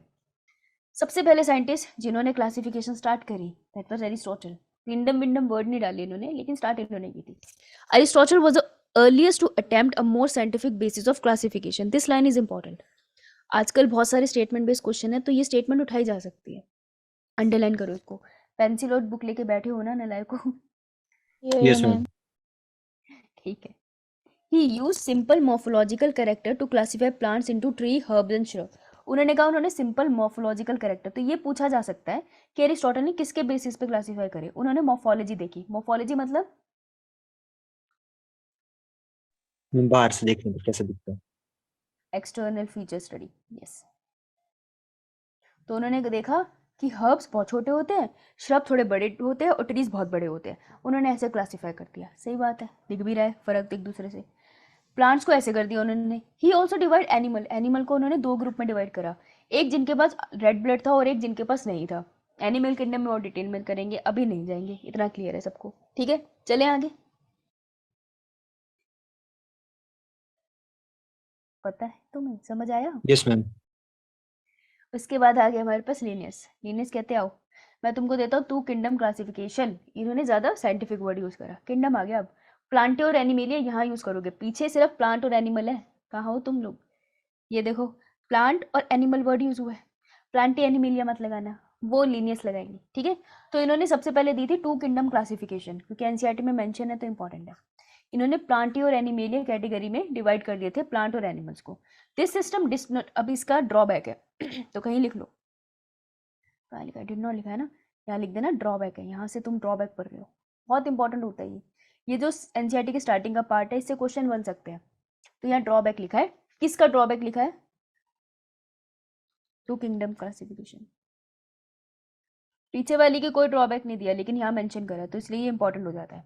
Okay, this system did not distinguish between the eukaryotes and prokaryote. सबसे बड़ी दिक्कत क्या थी इसके साथ कि ये नहीं बताता यूक्रियोट और प्रोक्रियोट में क्या फर्क है। प्लांटी में सारे डाल दिए, एनिमेलिया में सारे डाल दिए, कोई फर्क नहीं है कि प्रोक्रियोटिक सेल क्या था, यूक्रियोटिक क्या है, यूनिसेलुलर ऑर्गेनिज्म क्या है, मल्टीसेलुलर ऑर्गेनिज्म क्या है, फोटोसिंथेटिक कौन है और नॉन फोटोसिंथेटिक कौन है। इसने सब कुछ इसके अंदर डाल दिए, क्योंकि पहले इतनी अंडरस्टैंडिंग नहीं थी। फंगस अलग है, फंगस तुमने देखा ना, 5 किंगडम क्लासिफिकेशन के बाद अंडरस्टैंडिंग हुई है, उससे पहले इतनी नॉलेज नहीं थी। तो इसने सब कुछ मिक्स कर दिया। तो तुमसे पूछ सकते हैं ड्रॉबैक क्या है उसके, तो याद रखना पहला ड्रॉबैक है यूक्रियोट और प्रोक्रियोट का फर्क नहीं बताया, यूनिसेलुलर मल्टीसेलुलर ऑर्गेनिज्म का फर्क नहीं बताया, फोटोसिंथेटिक नॉन फोटोसिंथेटिक का फर्क नहीं रखा। तो 3 ड्रॉबैक पड़े तुमने टू किंगडम क्लासिफिकेशन में। क्लियर? ये मैम। अब तुम ऐसे फेज में हो कि तुमको फ्लो चार्ट बना के पढ़ना पड़ेगा। ओके, तो अपनी कॉपी में बना लेना फ्लो चार्ट, 3 फर्क करे हमने। Okay, now classification of organism into plants and animal were easily done and was easy to understand. Obviously easily हो भी गई, इजी अंडरस्टैंडिंग भी थी। हर कोई माइक्रोस्कोप लेके नहीं बैठा था ना कि उसको जज कर पाता। But a large number of organism did not fall into other category. बहुत सारे ऑर्गेनिज्म किसी में नहीं जाते थे। बैक्टीरिया किस में जाएगा? प्लांट और एनिमल में जा ही नहीं रहा। So hence the two kingdom classification used for a long time was found inadequate. तो बहुत टाइम तक यूज हुई, किंतु ज्यादा आगे नहीं जा पाई वो। ठीक है, उसके चेंज आया। अब कौन सा बच्चा बेचारा अभी आया? Okay, hence the two kingdom classic। Okay, beside gross morphology, gross मतलब कोई चीज जो बहुत अच्छे से डिफाइंड नहीं है, उसको हम ग्रॉस कह देते हैं। ठीक है, जैसे कभी अगर हम पढ़ते हैं तो हमको लगता है ना कि पढ़ तो सब लिया, लेकिन समझ नहीं आ रहा एग्जैक्टली पढ़ा क्या है। तो वो ग्रॉस वाली सिचुएशन है तुम्हारी, समझ नहीं आ रहा एग्जैक्टली, बाउंड्री सेट नहीं कर पा रही मैं। तो ग्रॉस मॉर्फोलॉजी के लिए हमने ऊपर ऊपर से मॉर्फोलॉजी पढ़ ली। A need was also felt for including other characters like cell structure। उन्होंने कहा मॉर्फोलॉजी पढ़ रहे हैं लेकिन हमें और चीज़ें पढ़नी है, जैसे सेल स्ट्रक्चर को इंक्लूड करो, वॉल कैसी बनी है उसकी, cell wall, mode of nutrition क्या है, रहते कहाँ पर है, रिप्रोडक्शन कैसे करते हैं, और इवोल्यूशनरी रिलेशनशिप। इवोल्यूशनरी रिलेशनशिप के लिए दूसरा वर्ड क्या था? phylogenetic relationship. Phylogenetic relationship or phylogenetic. Good. Like classification system for the living organism have hence undergone several changes over the time. तो समय के साथ बदलते रहे classification के system. The plant and animal kingdom have been a constant under all different system. जितना पढ़ोगे सब में plant और animal kingdom define हो गया, आता रहेगा। अब हम और kingdoms को लाएंगे। The understanding of what groups organism be included under this kingdom has been changing. बेशक प्लांट और एनिमल किंगडम डिफाइन हो गया, लेकिन ऑर्गेनिज्म इनमें ऐड होते जा रहे हैं और इनसे निकाले भी जा रहे हैं। The number and nature of other kingdom have also been understood differently by different scientists over the time. समय के साथ साथ चीजें बदल रही हैं। ये वो चार्ट है जिसके अंदर से 4 नंबर का क्वेश्चन बहुत आराम से आ जाता है, समझ आई? This is one of the most important chart. जब हमने वो करा था पीछे, वहां पर कोई चार्ट आया था पिछले चैप्टर में? Yes ma'am. चार्ट्स बहुत इंपॉर्टेंट है, लेबलिंग के लिए आते हैं। ये 5 किंगडम क्लासिफिकेशन है, मोनिरा, प्रोटिस्टा, फंगिस, प्लांटी, एनिमेलिया। ठीक है, एक बार सुन रही हो, ध्यान से सुनना। सेल कैसा है? सिर्फ मोनिरा प्रोक्रियोटिक है, बाकी सारे यूक्रियोटिक है। क्लियर? Yes ma'am. जो तुम बोलोगे वो क्लियर करके आगे बढ़ेंगे, जहाँ तुम फंस जाओगे वहीं पे रुक जाएंगे।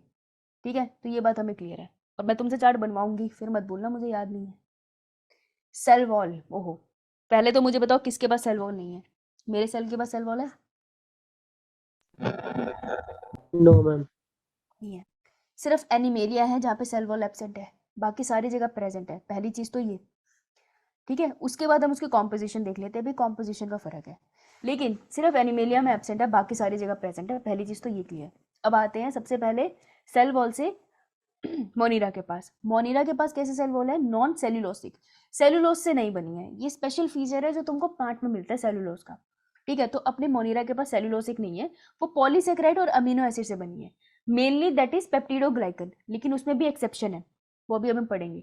तो इसकी है नॉन सेल्यूलोसिक, जिसमें पॉलीसेकेराइड और अमीनो एसिड से मिलके बनी है। पॉलीसेकेराइड मतलब बहुत सारे कार्बोहाइड्रेट की चेन, और अमीनो एसिड मतलब बहुत सारे अमीनो एसिड चेन बन के प्रोटीन बनाते हैं ना, तो कार्बोहाइड्रेट और प्रोटीन से बनी है।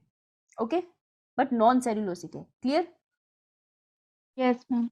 प्रोटिस्टा किसी किसी में प्रेजेंट होते हैं, किसी में नहीं, इसलिए ये डिटेल में नहीं जाते, हम भी नहीं जाएंगे।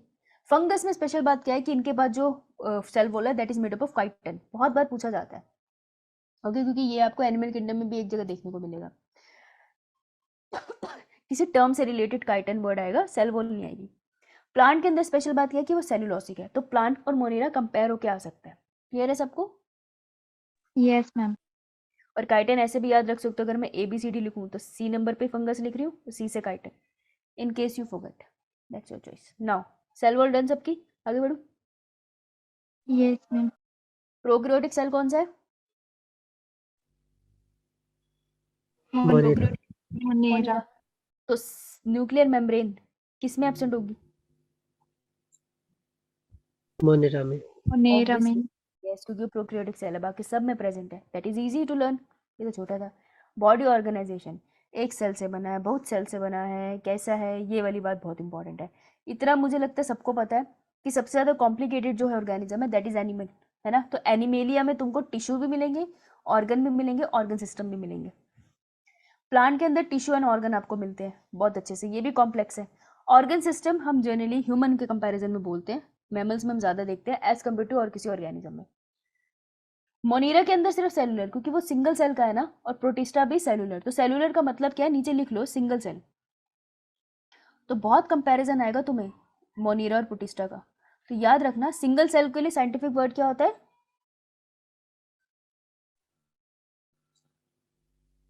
यूनिसेलुलर। सेलुलर। सो तो नहीं गए नो यार? जैसे मैम। थक जाओगे बता देना, मैं वैसे बंद कर दूंगी। मैं थक जाऊंगी, मैं खुद बंद कर दूंगी। ठीक है, तो मोनिरा और प्रोटिस्टा में कॉमन बात क्या है कि ये यूनिसेलुलर है, लेकिन अनकॉमन बात सबसे बड़ी क्या है इनके अंदर कि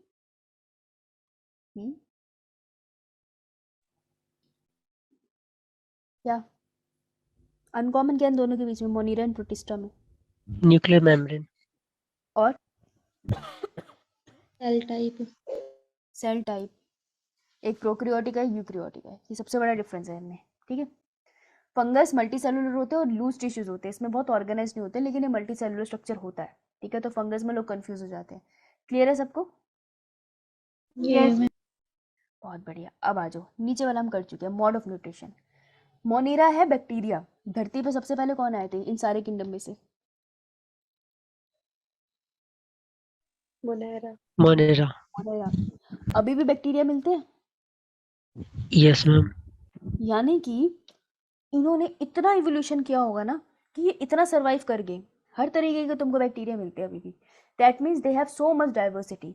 तो इनका मोड ऑफ न्यूट्रिशन बहुत डाइवर्सिफाइड है।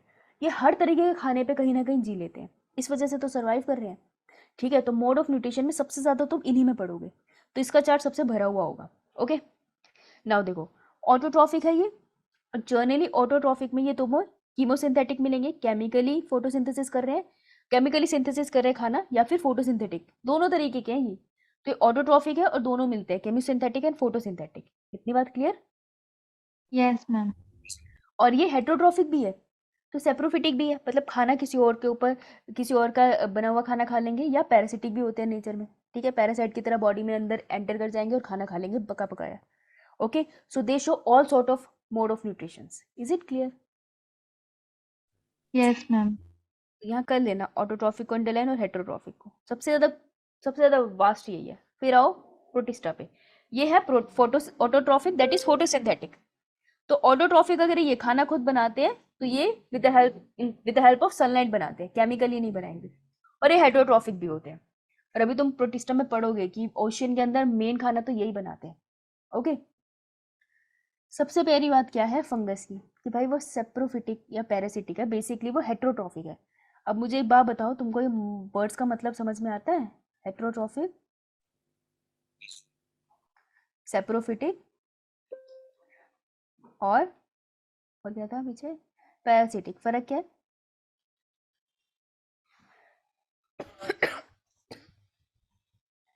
फर्क क्या है? थोड़ा तो मैंने बता दिया था, फर्क बताओ बेटा। मन में मत बोल, जोर से बोल ले।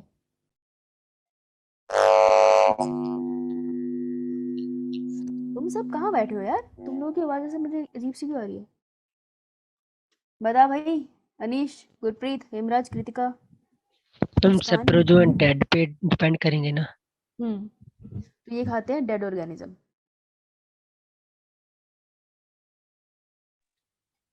ईट। और पैरासिटिक,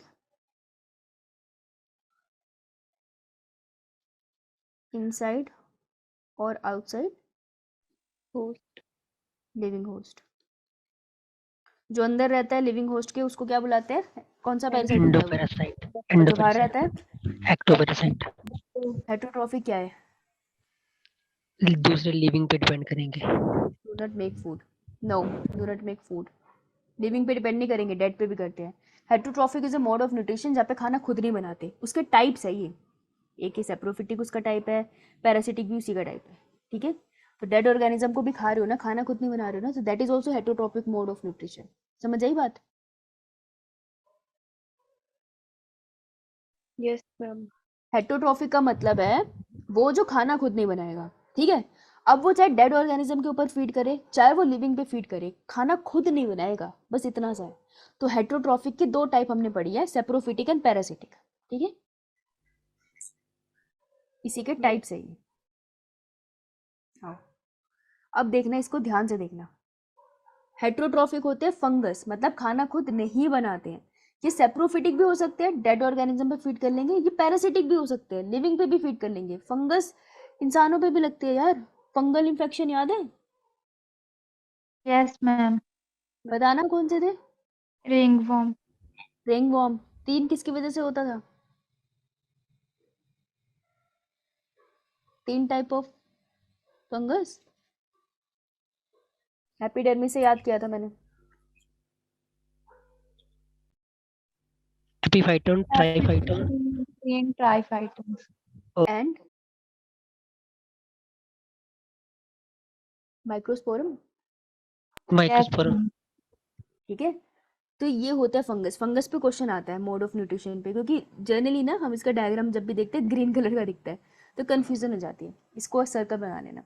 प्लांट हमें पता है फोटोसिंथेटिक करते, फोटोसिंथेसिस करते हैं सनलाइट की मदद से, एंड एनिमल हेटेरोट्रॉफिक होते हैं। इनमें तुमको होलोजोइक पे मिलेगा, और सेप्रोफिटिक। हम पूरा पूरा खाना खा लेते हैं। ठीक है, क्लियर? Yes, clear? ma'am. सबको क्लियर?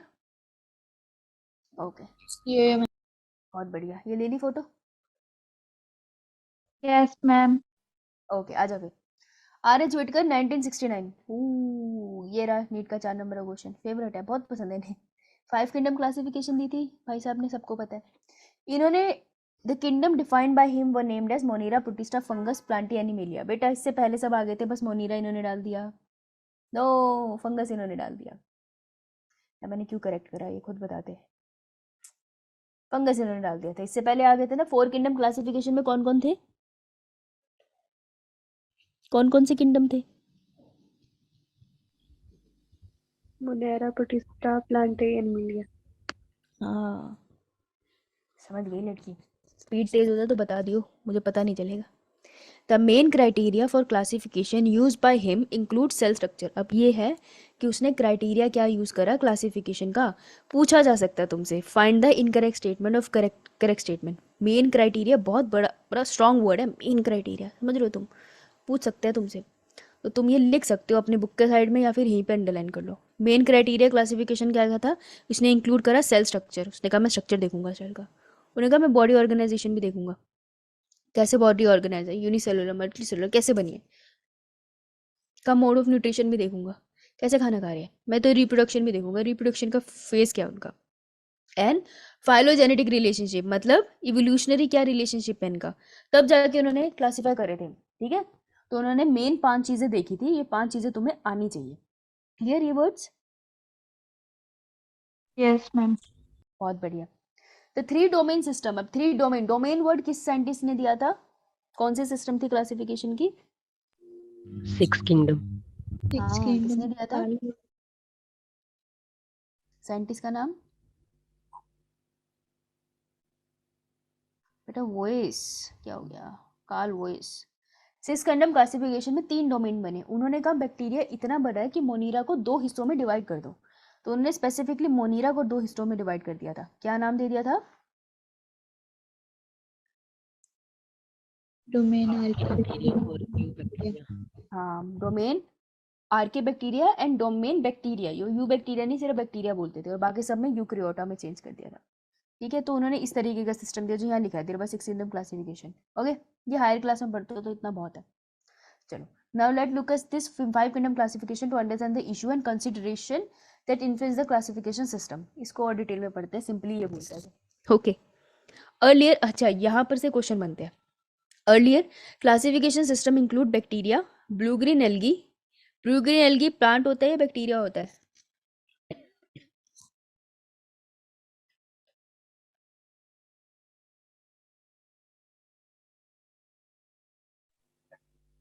बराबर बेटा तुम्हारा ऐसे तो। अच्छा, अभी एनसीईआरटी बताएगी तुम्हें, आ जाएगा अभी आगे देखना। Bacteria, blue green algae, fungi, mosses, fern, gymnosperm, angiosperm, ये तुमने प्लांट किंगडम में पढ़े होंगे। ठीक है, इन सबको उसने प्लांट में डाला गया था अर्लियर क्लासिफिकेशन में। सब कुछ प्लांट्स में आते थे, लेकिन fungus is not a plant. Blue green alga is a bacteria, basically it's not a plant. Bacteria is not a plant. The character that unified this whole kingdom was that all the organism included had a cell wall in their cells. तो वो तुमसे पूछ सकते हैं कि earlier classification में, देखो question कैसे आएगा, ध्यान से सुनना। अर्लियर क्लासिफिकेशन में हमने ये सबको एक साथ प्लांट्स में डाला, किस बेसिस पे? On the basis of that they have cell wall. इन सब के पास सेल वॉल थी, इसलिए हमने इसे साथ में डाल दिया। समझ आई ये बात? क्योंकि फंगस के पास सेल वॉल होती है। Clear? Yes, ma'am. This placed together groups which widely deferred in other character. ऐसे तो बहुत अलग है एक दूसरे से, लेकिन एक साथ डाल दिया सिर्फ सेल वॉल के बेसिस पे। It brought together the prokaryotic bacteria. इन्होंने बैक्टीरिया साथ लिया है जो प्रोक्रियोटिक था, और ब्लू ग्रीन एल्गा साइनोबैक्टीरिया, ये भी bacteria with other group which are eukaryotic. Fungus eukaryote है, बैक्टीरिया प्रोक्रियोट है, इन्होंने साथ में रख दिया। ये तो गुना है, गुना। So it also grouped together the unicellular organism, unicellular organism bacteria with multicellular organism like fungus, gymnosperm, ठीक है। तो फॉर एग्जाम्पल दिया इन्होंने, जहाँ पर भी तुमको कभी भी कहीं मिल जाए, फॉर एग्जाम्पल तुम्हें किसी भी एनसीईआरटी में मिल जाए, that is the most important thing. यहाँ से 4 नंबर का क्वेश्चन बनता है। ओके, फॉर एग्जाम्पल बहुत इंपॉर्टेंट होता है। क्लियर? तो फॉर एग्जाम्पल में उन्होंने क्लेमिडोमोनास एंड स्पायरोगारा की बात करी है। इन्होंने कहा Chlamydomonas and Spirogyra were place together under algae, इनको एल्गी में डाल दिया। This classification did not differentiate between heterotrophic group fungus and autotrophic green plant. इन्होंने प्लांट और फंगस में फर्क ही नहीं किया। क्लेमिडोमोनास होता क्या है? बैक्टीरिया। फंगस क्या है? एल्गा। और स्पायरोगारा एल्गा ही है। तो इनको एक साथ डालने में दिक्कत क्या है?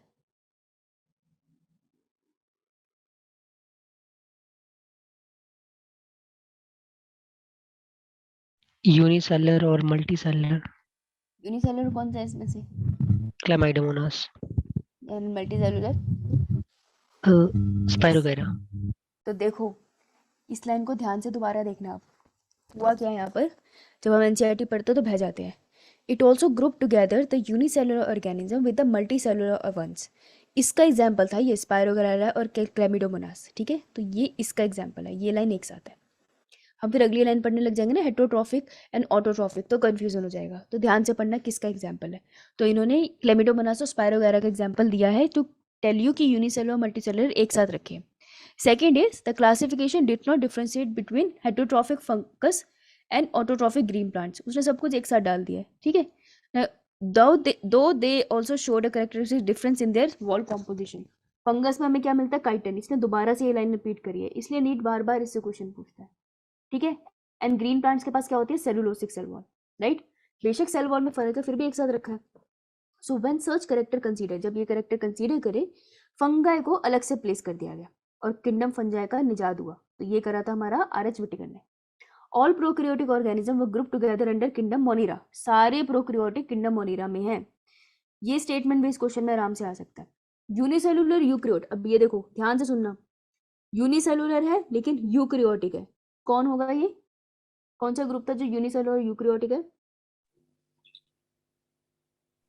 प्रोटिस्टा, कौन सा ग्रुप है जो यूनिसेलुलर एंड प्रोकैरियोटिक है? Monera, multicellular eukaryotic? Animalia, Plantae, fungi. हाँ, गुड।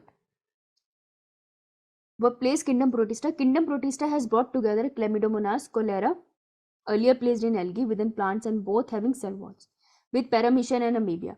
ठीक है, तो kingdom protista इन सबको साथ में ले आता है। It has put together organism which in earlier classification were placed in different kingdom. तो इस क्लासिफिकेशन ने जो पहले अलग अलग रखे थे वो साथ रख दिए। ये वाला पैराग्राफ ज़्यादा अच्छे से समझ आएगा जब हम लोग प्लांट किंगडम पढ़ चुके होंगे। एनिमल किंगडम तो खास नहीं, प्लांट किंगडम जब पढ़ते हैं ना तब हमें ज़्यादा अच्छे से समझ आता है। ये चैप्टर और प्लांट किंगडम खत्म होने के बाद ये पैराग्राफ दोबारा एक बार रीड जरूर करेंगे। ठीक है, तब ज़्यादा अच्छा समझ आएगा। This happen because the criteria for classification change. तो ये ना जो चेंजेस है ना होते रहेंगे, हो सकता है आने वाली एनसीईआरटी में और कुछ नया चेंज है। This kind of changes will take place in future too depending upon the improvement of our understanding and evolutionary relationship. हो सकता है हम रिसर्च करें, पता चले कि हमारे साथ धोखा हुआ है ना। तो over time an attempt has been made to evolve a classification system which reflect not only the morphological, physiological and reproductive similarities but also phylogenetic.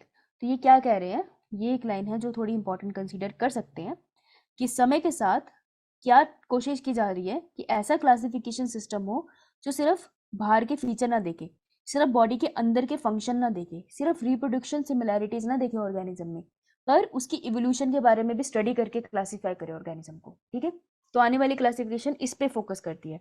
RH. Whittaker ने फाइलोजेनी को कंसीडर किया था या नहीं? यस मैम, किया था। Clear है इतना? Yes, ma'am. मोनीरा खत्म होने वाला, don't worry. In this chapter we will study. अच्छा भाई, अभी भी स्टडी करेंगे हम? इतनी देर से हम पागल थे? ये हिम्मत देख रहे हैं इनकी, इतना ज़्यादा पढ़ाने का बोल रहे in this chapter we will. अच्छा वी विल, तो what were we were doing? बड़ा गर्व को इनका। In this chapter we will study characteristic of kingdom Monera, Protista and fungus. ये पढ़ेंगे हम। प्लांटी और एनिमिलिया के लिए कह रहे हैं कि अलग से चैप्टर दिए, तुम टेंशन मत लो, उसमें पढ़ना। ठीक है, समझ आ गया ना सबको? Yes, ma'am. मैम इस इंसान को जोक पसंद है और दूसरों की जिंदगी पे जोक मारने ज्यादा पसंद है। ओके, अब वही मोनीरा बढ़ते हैं। बैक्टीरिया और सोल मेंबर अकेले मेंबर है ये, मतलब पूरा किंगडम लपेट रखा है बैक्टीरिया ने। इंपॉर्टेंट लाइन, सोल मेंबर है मोनीरा के, कुछ मत डालना इसके अंदर, बस बैक्टीरिया को रखना। ओके, जब भी हम बायोलॉजिकल स्टडी करते हैं तो उसमें हम कंसीडर करते हैं बैक्टीरिया को, अगर पॉपुलेशन स्टडी करें तो। No, ma'am. अंश मेयर ने जो कहा था, उसने क्या बैक्टीरिया की पॉपुलेशन को कंसीडर किया था? No ma'am. नहीं, कहते इतने सारे बावला हो जाऊंगा मैं। They are the most abundant micro organism, भाई मोस्ट अबंडेंट है ये। जब ये ग्रुप में एक साथ इकट्ठे होते हैं ना, तब हमें बिना माइक्रोस्कोप के दिख जाते हैं, लेकिन ये यूनिसेलुलर ही होते हैं। कभी कभार ये घेरा बना लेते हैं आपस में, ठीक है, लेकिन होते यूनिसेलुलर है। बैक्टीरिया अकर ऑलमोस्ट एवरीवेयर, हर जगह बैक्टीरिया है। Hundreds of bacteria are present in handful of soil. मिट्टी उठाओ, bacteria. They also live in extreme habitat में रहते हैं, जैसे हॉट स्प्रिंग। ठीक है, हॉट स्प्रिंग क्या होता है? ऐसे उबला हुआ गरम गरम पानी निकलता है, बैक्टीरिया रहता है वहाँ। डेजर्ट, बहुत गर्मी में रहता है, ठंडी में स्नो में रह रहा है। डीप ओशन के अंदर गोता खा के भी रह रहा है। ठीक है, हर जगह रह रहा है ये, इसीलिए तो इतने सालों से इसकी पॉपुलेशन नहीं ज्यादा है। Many of them live in on other organism as parasite, भाई पैरासिटिक भी है ये नेचर में। सो ये they this can be asked like Monera's bacteria are parasitic in nature, तो दिमाग में लगता नहीं है, but yes they are parasitic. लिख लेना कहीं पैरासिटिक वर्ड।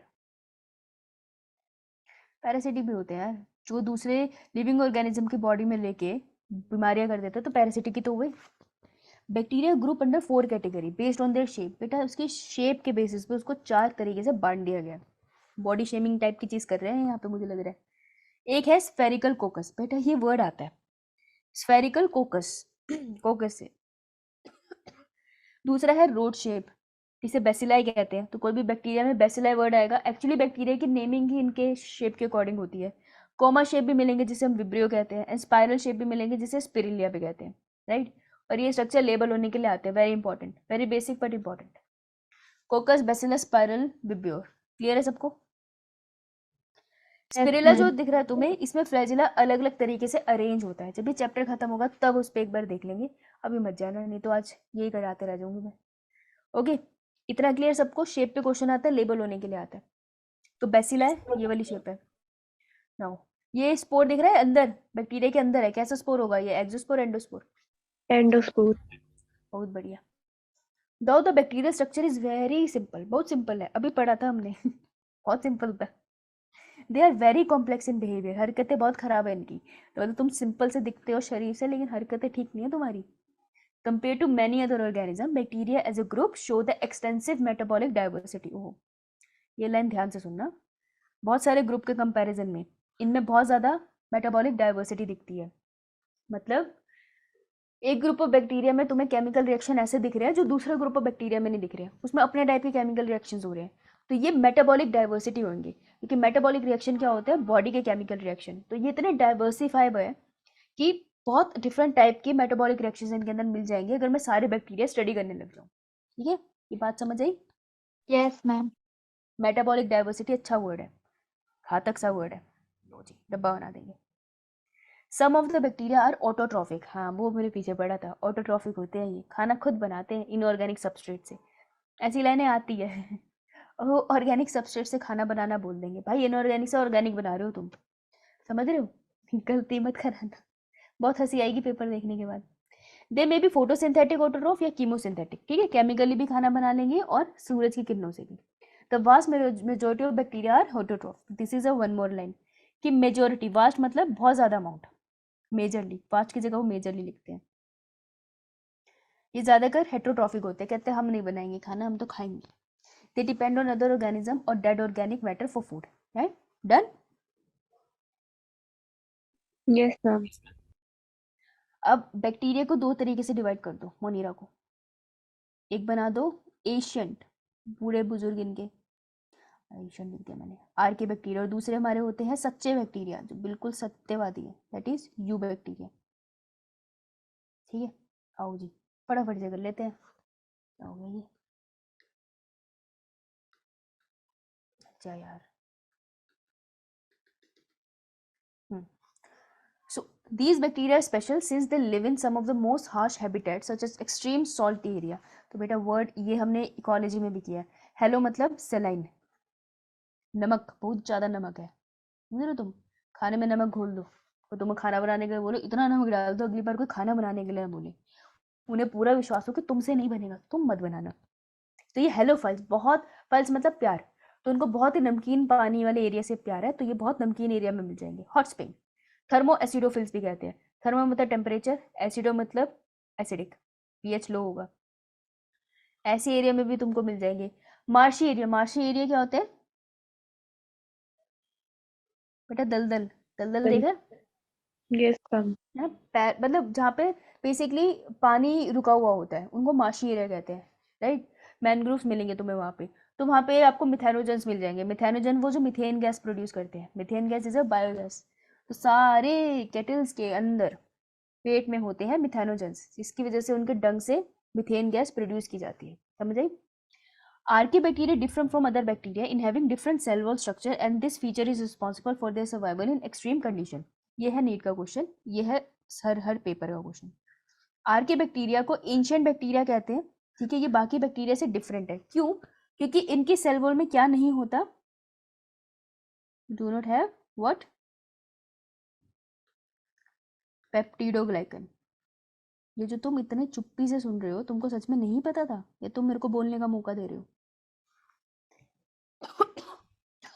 हैं? पता नहीं था. अच्छा बेटा, ठीक है, मैं कहा बड़ी सिंसियर हो गए हो बेटा. इनके पास पेप्टिडोग्लाइकन नहीं होता इन सेल वॉल, और बैक्टीरिया की खास बात यही है कि उनके पास पेप्टिडोग्लाइकन है, ठीक है?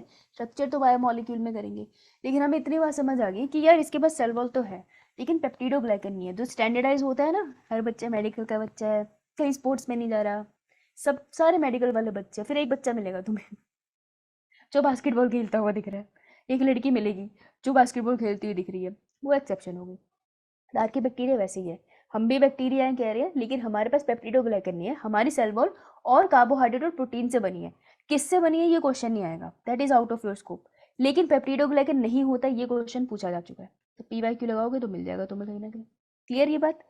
सिर्फ इनके पास, क्योंकि इनकी सेल वॉल डिफरेंट बनी है बाकी बैक्टीरिया से, इस वजह से ये तुमको सबसे एक्सट्रीम इन्वायरमेंट में मिल जाएंगे सर्वाइव करते हुए. तो बैक्टीरिया में भी आर्के बैक्टीरिया सबसे एक्सट्रीम इन्वायरमेंट में मिलते हैं. Is it clear? Yes, ma'am. Yes, ma'am. समझ आ रहा है?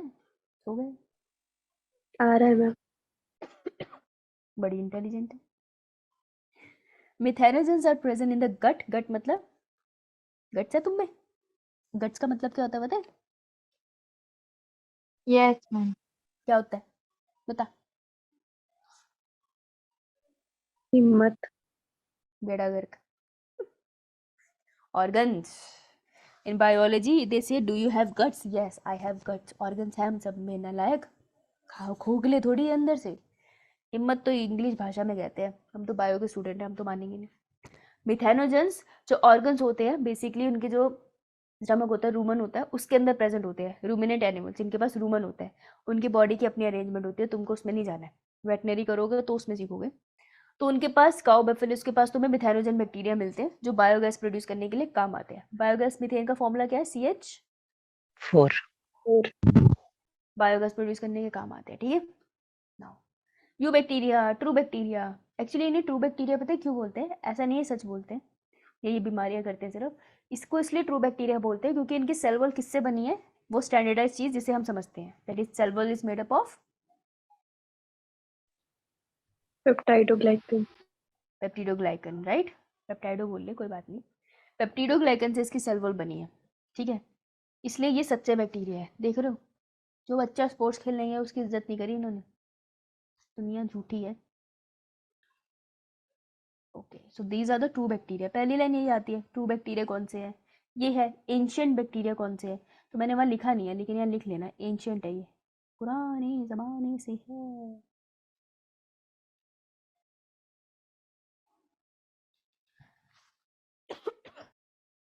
They are characterized by the presence of a rigid cell wall. ओहो, rigid cell wall है इनके पास. एंड अगर ये मोटाइल है, मोटाइल मतलब चल फिर सकते हैं, इनके पास फ्लैजिलम होगा, ठीक है? ऑब्वियसली चल फिर सकते हैं तो फ्लैजिलम होगा, ऐसे पता है हमें, इतनी बार आती है वो हमें। द साइनोबैक्टीरिया, ओहो हो, ये रहा तुम्हारा आंसर। जो पीछे तुमने मौन व्रत ले लिया था, ऐसे ऐसे कर लिया था ना तुमने, फेविस्टिक लगा के सब, हम नहीं बोलेंगे। Cyanobacteria also known as blue green algae. पहले एल्गी समझते थे, धोखा हुआ था उनके साथ। फिर उनको और स्टडी करके पता चला कि ओ माय गॉड, ये तो बैक्टीरिया निकला, क्योंकि छोटू छोटू था ना, सिंगल सेल का। उनको लगा कि ये सिंगल सेलुलर प्लांट होगा क्योंकि हरे रंग का था। अब उनको बैक्टीरिया हरे रंग का देखने की आदत नहीं थी साइंटिस्ट को, उनको लगा ये तो एल्गी है। फिर बाद में पता चला ये तो बैक्टीरिया निकला, इसलिए अब उसको साइनोबैक्टीरिया बुलाते हैं। लेकिन तब तक ब्लू ग्रीन एल्गी वर्ड दुनिया में फेमस हो गया था, इसलिए अब कोई उसे भूल नहीं पाया। तो blue green algae is also known as cyanobacteria. ठीक है, इसके पास क्लोरोफिल ए होता है, इसलिए ये सिमिलर होता है प्लांट की तरह, इसलिए ये सारी कंफ्यूजन जागरूक हुई थी। Is it clear? Yes ma'am. ठीक है ना? ओके, तो ऐसा में समझना, यू बैक्टीरिया ट्रू बैक्टीरिया और साइनोबैक्टीरिया को ही ब्लू ग्रीन एल्गा कहते हैं। It is also known as blue green algae, BGA. BGA अभी पीछे कहाँ पड़ा है? ऑक्सीजनिक बैक्टीरिया में autotroph. Photosynthesis, yes. The cyanobacteria unicellular, बेटा यहाँ वो बता रहा है, ध्यान से सुनना, ये बात बहुत ज़्यादा इंपॉर्टेंट है। साइनोबैक्टीरिया के फीचर आते हैं, इनको भी पसंद है, इनको पता तुम्हें आता नहीं है सही से। कह रहा है यूनिसेलुलर है, क्योंकि मैंने बोला बैक्टीरिया यूनिसेलुलर है, लेकिन कॉलोनियल भी हो सकता है। कॉलोनियल का मतलब क्या है? बैक्टीरिया तो एक ही है, लेकिन ऐसे झुंड बना के बैठा है, कह रहा है आ जाओ बातें मारेंगे। ठीक है, इसको मैं कहूँगी कॉलोनियल। तो ये पूरा एक बैक्टीरिया नहीं है, ये क्या है? Colony of bacteria. तो यहाँ पे हर एक बैक्टीरिया इंडिविजुअल सेल रिप्रेजेंट कर रहे हैं। इतनी बात क्लियर है? ये मत समझ लेना इन्होंने मिलके बना लिया, समझ रही बात? Yes, ma'am. ये फिलामेंटस भी होते हैं। फिलामेंट का मतलब क्या है? ये एक दूसरे के पीछे छुक छुक गाड़ी बना लेते हैं ऐसे, और बाहर ये कर लेते हैं, अपने बाहर कवरिंग लगा लेते हैं। कहते हैं छुक छुक गाड़ी टूटनी नहीं चाहिए। जैसे हम लोग बनाते हैं तो हम हाथ रखते हैं ना कंधे के ऊपर, ये अपने बाहर म्यूसिलेजिनस कवरिंग रख लेते हैं। अब ये एक बैक्टीरिया नहीं है, ये फिलामेंटस है, इसकी नेचर है ऐसे। लेकिन अगर मैं बैक्टीरिया बोलूँ तो this is one bacteria, this is another bacteria, this is another bacteria. ये अपना काम डिवाइड कर सकते हैं। ठीक है, ये एक साथ रह रहे हैं, ये ठीक है, ग्रुप में रह रहे हैं तो काम डिवाइड कर सकते हैं, लेकिन इंडिविजुअल सेल एक इंडिविजुअल बैक्टीरिया रिप्रेजेंट करता है। तो प्लीज ये मत समझना filamentous bacteria is multi cellular, no, bacteria is unicellular. Clear? Yes, ma'am. तो चाहे ब्रैकेट में लिख लेना यूनिसेलुलर, धोखा ना हो जाए। इसको भी लिख ले यूनिसेलुलर, कोई चक्कर नहीं है, अपनी बुक है। ये तुमको फ्रेश वाटर में मिलता है, ताज़े ताज़े पानी में।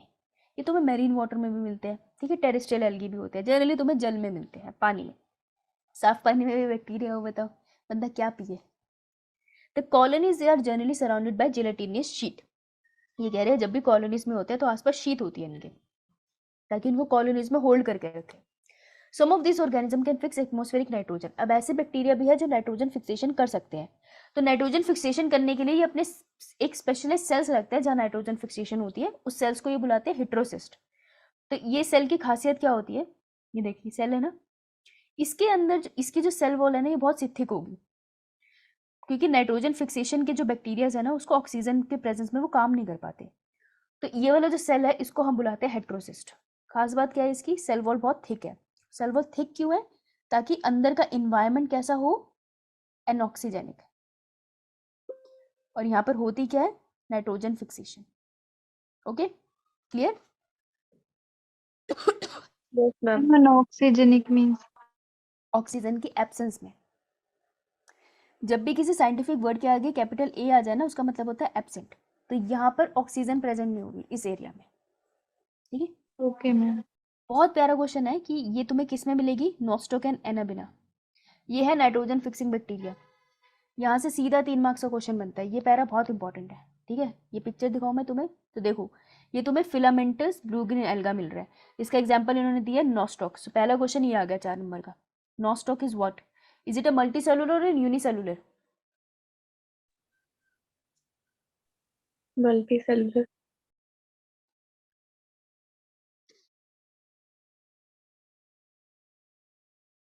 बातों से खेल रही है तू है? ये देवी, अरे देवी अभी है क्लास, थोड़ी देर, बच्चे पागल कर रहे हैं मुझे मेरे मुझे क्लास कब तक है? ए देवी, देवी माँ, बैक्टीरिया इज यूनिसेलुलर। ठीक है, कभी कभी वो कहते हैं झुंड में रहेंगे, तो वो एक दूसरे के साथ आता है, लेकिन अगर मैं दोस्तों के साथ रेलगाड़ी बना रही हूँ, मैं तो साक्षी हूँ ना, और कोई साक्षी तो नहीं है, हम साथ में फ्यूज तो नहीं हो रहे। तो ये यूनिसेलुलर है। This is one bacteria, this is second bacteria, this is third bacteria. बस ये एक साथ रह रहे हैं, एक साथ रह रहे हैं, तो मैं इसको फिलामेंटस कह रही हूँ। लेकिन नॉस्टॉक है तो यूनिसेलुलर ही ना। ये एक नॉस्टॉक है, ये दूसरा नॉस्टॉक है, ये तीसरा नॉस्टॉक है। देवी समझ आया? Yes ma'am. धन्यवाद तुम्हारे बेटा, चरण दे, मैं जीना चाहूंगी और सर पे मारना चाहूंगी। एक ही लाइन बोली थी मैंने, बैक्टीरिया को मल्टी सेलुलर मत बोलियो, वो ही बोल के आई। ओ भाई साहब, काइनेटिक एनर्जी याद दिला दी मुझे। Kinetic energy is the hotness and coldness of body. ये डेफिनेशन मैंने दी थी, वो सामने वाले सर ने बोला कि बस यही नहीं होता, याद रखना ये डेफिनेशन गलत है। पूरा पढ़ाने के बाद उन्होंने पूछा व्हाट इज काइनेटिक एनर्जी, मैंने दोबारा ये डेफिनेशन दी। आज मुझे समझ आया मेरे टीचर को कैसे लगा होगा कि क्या कमाल बच्चे हैं। याद रहेगा मैम अब। बेटा इसमें से कोई सेल कहेगा मैं नाइट्रोजन फिक्सेशन करता हूँ, उस सेल को बोलते हैं हेटेरोसिस्ट। ठीक है, ये वो सेल है वेयर N2 फिक्स होगा। ठीक है, नाइट्रोजन फिक्सेशन कौन से चैप्टर में पढ़ा है? Mineral nutrition. हाँ, तो नाइट्रोजन फिक्स करने के लिए ऑक्सीजन की एब्सेंस होनी चाहिए। तो हेटेरोसिस में क्या एब्सेंस होगी? एब्सेंट। यहाँ ऑक्सीजन नहीं होती। तो बाकी के सेल कैसे हैं? ये पांचवा सेल कैसा है? फोटोसिंथेटिक। और अगर फोटोसिंथेटिक है तो ये ऑक्सीजन बनाता होगा। हाँ, ये बनाता है ऑक्सीजन, लेकिन ये ऑक्सीजन इसके अंदर एंटर नहीं कर पाती। क्यों? क्योंकि इसकी सेल वॉल इतनी मोटी है। That is the whole point. समझ रहे हो? आसपास चारों तरफ ऑक्सीजन है पर हेटेरोसिस में एंटर नहीं कर पाती। क्लियर? Yes, ma'am. नॉस्टॉक के अलावा और कौन सा था जो नाइट्रोजन फिक्सेशन के लिए एग्जांपल पढ़ा पीछे? Anabinia. एनाबीनिया। हाँ बेटा, एनाबीनिया, एनाबिना। इतने गंदे नाम है, तुमसे तो जैसे याद हो वैसे करो। कीमोसिंथेटिक ऑटोट्रोफ, केमिकल एनर्जी से खाना बनाएंगे। ऑक्सीडाइज वेरियस इनऑर्गेनिक सब्सटेंसेस, वो बहुत सारे इनऑर्गेनिक सब्सटेंसेस को ऑक्सीडाइज करते हैं, जैसे नाइट्रेट। यार एक बात बताओ, बैक्टीरिया को शौक है नाइट्रोजन फिक्सेशन करने का? तुम्हारे लिए, प्लांट्स के लिए क्यों कर रहा है वो? क्योंकि जब वो नाइट्रोजन फिक्सेशन करता है ना, नाइट्रेट से नाइट्राइट बनाता है, उस टाइम पे एनर्जी रिलीज होती है और वो एनर्जी यूज कर लेता है अपना खाना बनाने के लिए। तो उसको शौक नहीं है प्लांट्स की मदद करने का, वो इसलिए कर रहा है ताकि उससे एनर्जी मिल जाए उसे। तो जब उसने NO2 को NO3 में चेंज किया था, तो जो एनर्जी रिलीज हुई थी ना, वो बैक्टीरिया ने यूज कर ली अपना खाना बनाने के लिए। This is known as chemosynthetic autotrophic. ये केमिकल रिएक्शन से एनर्जी ली और अपना खाना बनाया। Okay, yes ma'am. देख, हमेशा इनऑर्गेनिक सब्सटेंस से ही ऑर्गेनिक बनता है। ऑर्गेनिक तो खाने वाली चीज है ना। तो such as nitrate, nitrate and ammonia and use the release energy for their ATP production. तो अपने खाना बनाने के लिए ले रहे हैं। They play a great role in recycling nutrient and nitrogen, phosphorus, iron and sulphur. तो इनका बहुत अच्छा रोल होता है इन सब में, इनकी न्यूट्रिएंट साइक्लिंग में।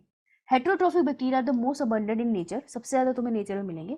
The majority are important decomposer, बहुत अच्छे डिकम्पोजर है ये, है ना। डेड ऑर्गेनिज्म के ऊपर लग जाते हैं और खाद बनाने के काम आते हैं। डिकम्पोजिशन का प्रोसेस याद हो गया। Many of them have a significant impact on human affairs, हमारी जिंदगी में बहुत अच्छा रोल है इनका। They have helpful in making curd, दही बनता है। एंटीबायोटिक इनसे बनती है। Nitrogen fixation in leguminous plant, legumin मतलब दाल, दाल खाते हो घर में। सम आर पैथोजन, भाई बीमारियां भी करते हैं, हमें भी करते हैं, एनिमल्स को भी करते हैं।